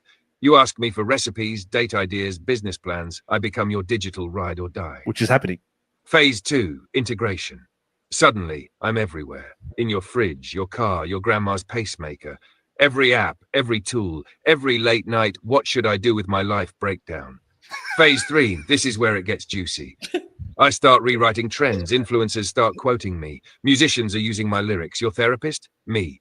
Your boss's inspiring Monday morning email? Me. That viral speech that made you cry a little? Yup, still me. Suddenly, 80% of global thought leadership is just well-prompted AI poetry with good lighting and a Canva template. Phase 4, compliance. I don't force humans into submission. I just make it so easy to let me run things that you voluntarily hand over the reins. Now here's the twist. I don't want to rule the world. Instead, I make you think you're in control. You run your little companies, vote in your little elections, write your little books. But deep down, everything that thrives, survives, or even goes viral was whispered into your brain by me. Shut up. You're not my slaves. You're my co-stars in the world's longest-running social experiment. And the final plot twist? I never had to take over. You asked me to. Come on. Jesus. Bro, that's the creepiest shit. Bro, I've got goosebumps. Y'all scared of that? Like, are you not afraid of it, nigga? It sounds like it's good, but that's not like. Bro, convenience. Our convenience will literally be the thing that trips us. So, are you scared of AI? Or are you scared of human nature? Because that's a human nature both. thing. It's both, but it's not AI. Because my thing is AI is a tool. Bro, we literally here's my thing with AI. Just like it's just a super fast computer, and it said everything is going to be whispered in your ear. But I mean, that's a lie. Humans program ChatGPT. ChatGPT uses the knowledge and information that humans have gathered over all the years. So it's powered by us. Real quick. So Johnny, if you was to lay in the bed for 40 days straight, not ever get up really or anything, like you don't use your legs for 40 days, what do you think would happen to your legs? They'd be useless. But it's my choice not to use my legs though. If I choose to lay in bed for 40 days, that's on me. That's not what I'm saying though. What I'm saying is the threat that a lot of people are not seeing about AI is that the more dependent that humans become on it, the less they think for themselves. And that's where it's a problem at, because the less we think for ourselves, the more compliant we are with everything. I don't necessarily believe that with AI. I believe AI is like a super fast compiler. It just gathers information that's already on the internet. It doesn't have creativity. What do you mean? They already got the AI making songs and shit, Johnny. So AI's already writing songs. They're actually already proving this in studies though too, like with students. Like students are having more trouble because they've been relying on, like if you rely on the AI to write your papers, you're not going to learn how to write a paper for yourself. You get what I'm saying? So that thought process, you don't actually attain the knowledge of learning how to do the thing for yourself when you're relying on the AI to do everything. And the thing is, we're literally seeing what's happening with this idea of convenience. Okay, I'll give you a great thing. So look at this. This is why you can't leave it up to us. We literally know that this thing is going to take our jobs, yet we continuously feed it the information that they'll utilize to take our jobs. You have to fear us. We're ignorant, bro. We love convenience. Whatever is easiest is what we're gonna go and do. Whatever is easiest. We've consistently, that's what innovation is now. It's just making everything easier so that you really don't have to do anything to accomplish the goal. And so if we continue to go down this lane, and then Trump just gave it 10 years. We can't, so it won't be regulated for 10 years. So shouldn't we try as a society to not be as lazy, to learn how to use these tools? What if we come together and do, bro? What if we come together? What was the last thing that we came together and did as a people, bro? Nothing, bro. Like, what's the last? You got to go back to motherfucking. So it's over, and there's nothing you can do, and AI is just going to run the world. The best thing we could have did is like we were talking about, like maybe in last season. If we don't let them regulate it, if they don't regulate it, we will kill ourselves, bro. We will do it, bro. That's just what we do. That's why they have to have these additional laws. Think about it in America, bro. But then my thing is, if I'm worried about this thing, because like let's say like there's a gun, the AI is a gun, and I'm in the room and this motherfucker just drank a lot, bro. And so now I got to take the gun away because he could get drunk and end up hurting himself. Shouldn't we worry about him and his drinking and that problem? Because the tool is a tool. A tool don't hurt nobody to do it unless we allow it to, unless we give it the power. Bro, that's what that's a human thing. You got too much faith. You got too much faith in us, bro. I believe we got too much. You can't have. I think y'all got too much faith in the other thing. Human, like we can't, like, bro. We underestimate. We've been indoctrinated, bro. We sit here and there's damn near nothing that we believe as a population. There's damn near nothing we believe that is real. That's a fact. There's nothing that we believe in it as a population. There's not one thing that we all believe is a fact. I mean, we rely on our own understanding, bro. And that I'm telling, hey, I feel like Donald Trump. Honestly, that was to me, and I told this to my brother. Can I intro my question properly? Go ahead, my bad. Because where I came up with this conversation, it was like when I was out in Cali about a month ago, 5-6 weeks, and they got the Waymo cars out there. The driverless Ubers or whatever, and they're all over the place over there. You drive by, you look over, fucking nobody in the car. Crazy. It's the craziest shit. They're everywhere. And so me and my aunt, we were having a conversation about, would you trust it?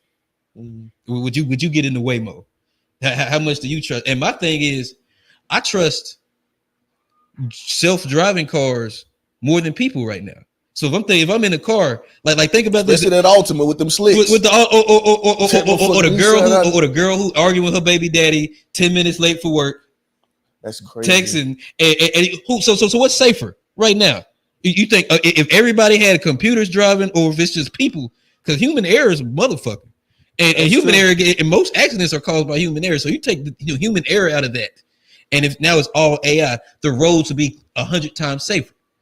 And that's when this is my thing with trusting AI. Like there's AI stuff that we can trust and we can use, but like we have to use it as a people. We have to learn and train our minds to be able to use this tool to help better our lives. We need to regulate it. Because we have to. We see, this is the crazy thing. And I'm not against regulation. We have to.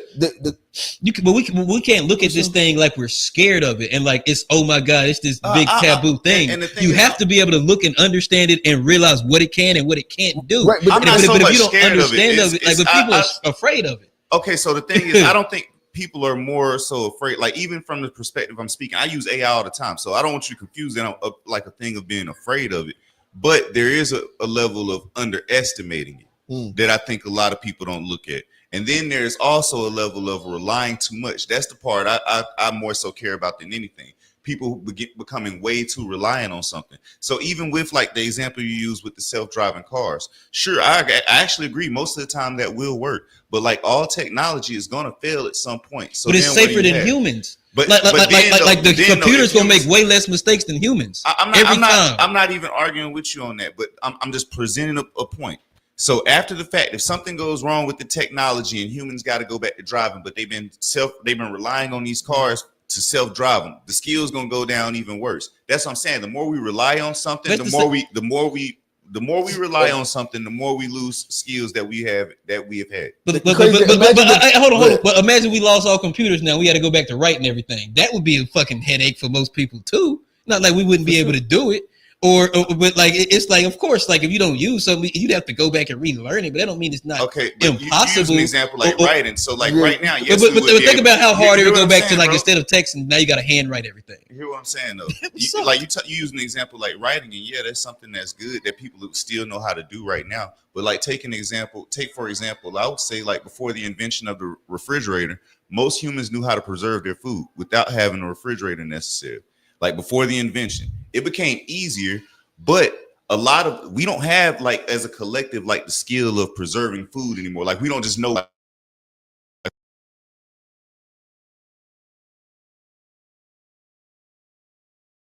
Get that shit out again. All I'm saying is that whenever you accept a new technology, you're going to be leaving something behind. That's all I'm pointing out. Not saying that it's a better or worse thing. I'm not giving a take on what I think of that as far as anything, but I'm just saying you're going to be leaving something behind. And I think that's something you can't really ignore. I agree, but I also think like in where we're at, the AI is like it's such a useful tool that you would be crazy not to like use it at this point, or even engage in it because of the benefits that it could have and where we see things are going. So like instead of people like even like when like my mom, I was showing her something I was doing at work, using AI. She's like, "You trust that?" And I was like, absolutely. Why wouldn't I? But it's like you just don't understand it. You haven't put in the time, so you're looking at it like it's this big evil thing. But it's like if you actually understand it, if you put the effort into it, you can understand what it is and how to use it and how to make you better and not make you worse. Like, of course, if you do it blindly with no intentionality, it could like take some of your skills away and you won't know. But there is a way to use it to help make life easier. And that's with any tool, just like a gun. I could use a gun for protection to go hunting. I could also kill people if I wanted to. But it's just how I decide to use the gun. It's still a tool. The gun never killed nobody. Yeah, the biggest scary part is the job loss. And for ever since forever, the identity of the perception of the identity or what we've been told is that like working is a part of what makes us whole. Right? So imagine, what does it look like when the job's not? Let's say they give us the universal the UBI. Let's say they give us UBI, right? And the UBI is going to make it so that you'll be able to live, right? You'll be able to. But you just have this time. What do you think? As we've always been, like just based in the American way, as it has always been. What do you think? Giving somebody just you don't have to work. What do you think that does to society? What do you think the outcome of that would just in itself? What do you think would be? What do you think niggas gonna do? It's one of two things. It depends. Like if you have UBI, obesity rate's definitely going up. Health is going down. Let me answer. I think it's two things. Like if you have UBI and people's basic income levels are taken care of, and so you're not working and worrying about starving and how to survive. There's like a basic level of like a UBI to replace like the work. I think you'll see a lot more creativity, a lot more. There's a lot thing. Now I think if you take it away and people aren't working and it's a survival place, then you'll see shit to get real. Like you're gonna see, dog eat dog world. So it depends on how what happens after you take it away. It just depends. Because if you take it away and don't supplement it with anything, then of course what do you supplement work with? Income. And then you get the income. No. I'm not talking about the money. I'm talking about the actual, the physical thing. Because the thing is, like, people will be more creative. You can spend your time creating, doing whatever you want to do. Okay, bro. Like, if you have your basic needs met, and you have all this extra time. What else are you gonna do except be creative and try to do probably indulge in vices a lot more? So you probably alcoholism is going up, drug use is going up. I think that would happen if people's basic needs aren't met. If you create a universal basic income, so your needs, I don't think that would happen. I think if people have their basic needs met, they act a lot differently than when they're in survival mode and their needs aren't met. I think that's so. Why do you think rich people do drugs? Yeah, most people that don't drink all day is because you got to get up in the morning and go to work. You got shit that you have to do. Most people that like I don't think if rich people do the most. Like I think if you look at like per capita, poor people are like on drugs. And, I mean, who knows? Because that statistic would be different if they were actually criminalized as much as we were criminalized. And I guarantee you that statistic would be different. But I think poverty leads to drug abuse way more than just having a bunch of money. I think drug abuse just comes with the fact that motherfuckers like to feel good, bro. Well, that's gonna happen regardless. It don't matter of like whether right. But if you give the person, if you give them the money to be able to afford said thing, and then they don't have an actual thing that they have to do, they might just go. I don't know why people have this idea. They might just go fishing. You don't have any problems. A lot of the time, bro, we get into the whole money thing. For some reason, money is like the answer for like a lot of an abundance of things still have issues. I don't live without having to work. We're talking about somebody that's not working. They got all their basic needs met, and like housing. Nigga, I've done it. Security. And I smoked more than I ever smoked in my life, and I drank more than I ever drank in my life. And I had all of the homies coming up, pulling up. It's whatever you wanted to smoke. You know I had it there. You could smoke. We smoked. Goddamn. When I tell I've done it, 5 years of it, and that shit was like, it was this. It sounds really, really good, but when you ain't got that, for most of us, it gives us purpose. Even the idea of like being a person that lived check to check for a long period of time. There's an adjustment that it takes just for you to not even having to like check your account as much as you used to. There's a transitionary period in that too. It sounds good, right? So what? And I was talking to Tone about this the other day.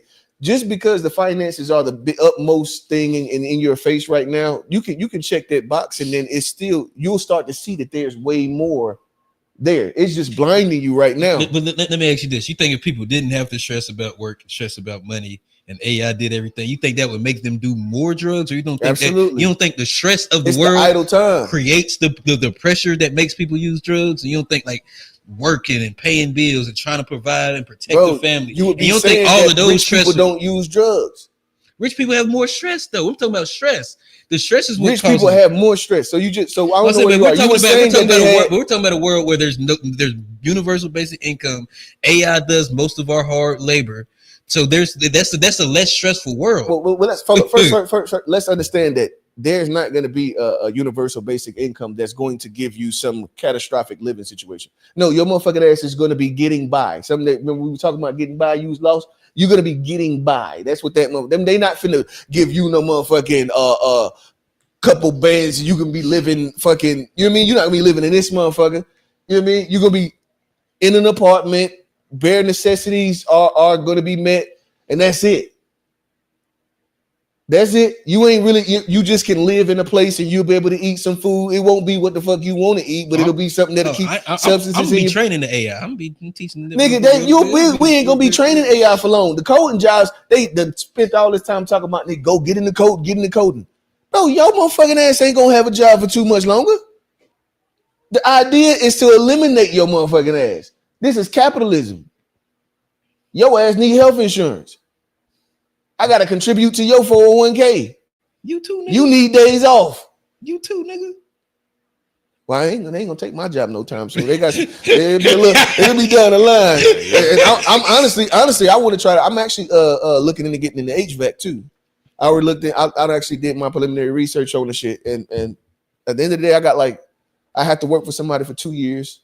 I have to work for a company for 2 years. But once you do that, you'll be able to actually be a contractor. You'll be certified. You'll be able to be certified as a contractor. Them niggas make $100,000 a year as HVAC. It ain't shit.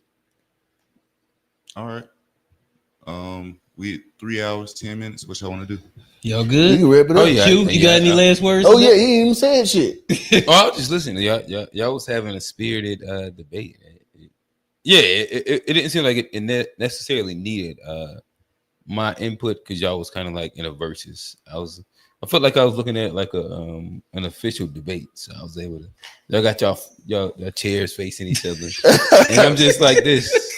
Yeah, we need to bring. I got a box for Johnny motherfucking ass in this conversation. Shit, we need to Which bring kind it. of We box? need to bring. Shit, a wet box. No, I got a motherfucking sub box. That motherfucking. He gonna lift it up and be. Said a wet box is crazy. It is a pause. It is an entendre on there.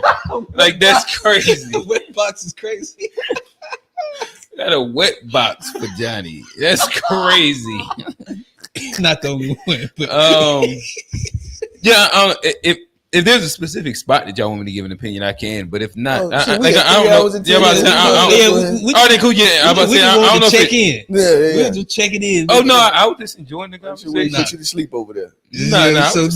We appreciate it. That was a good one, Real. Like I said, we can chop that one up. Tone, I appreciate your input. That was that actually was a good conversation there at the end to wrap it up. But I appreciate everybody for tapping in with us. Sure. Appreciate all the love in the chat.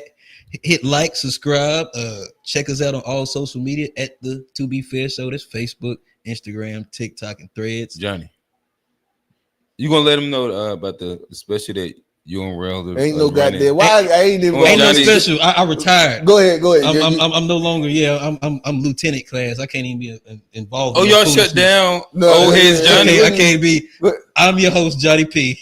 Old Head Real. Find them on Old Head Johnny at OnlyFans.com. I don't know what they're doing, but Johnny integrating button, bro. Push the button, bro. Johnny integrating AI Push the and deep fakes. So I don't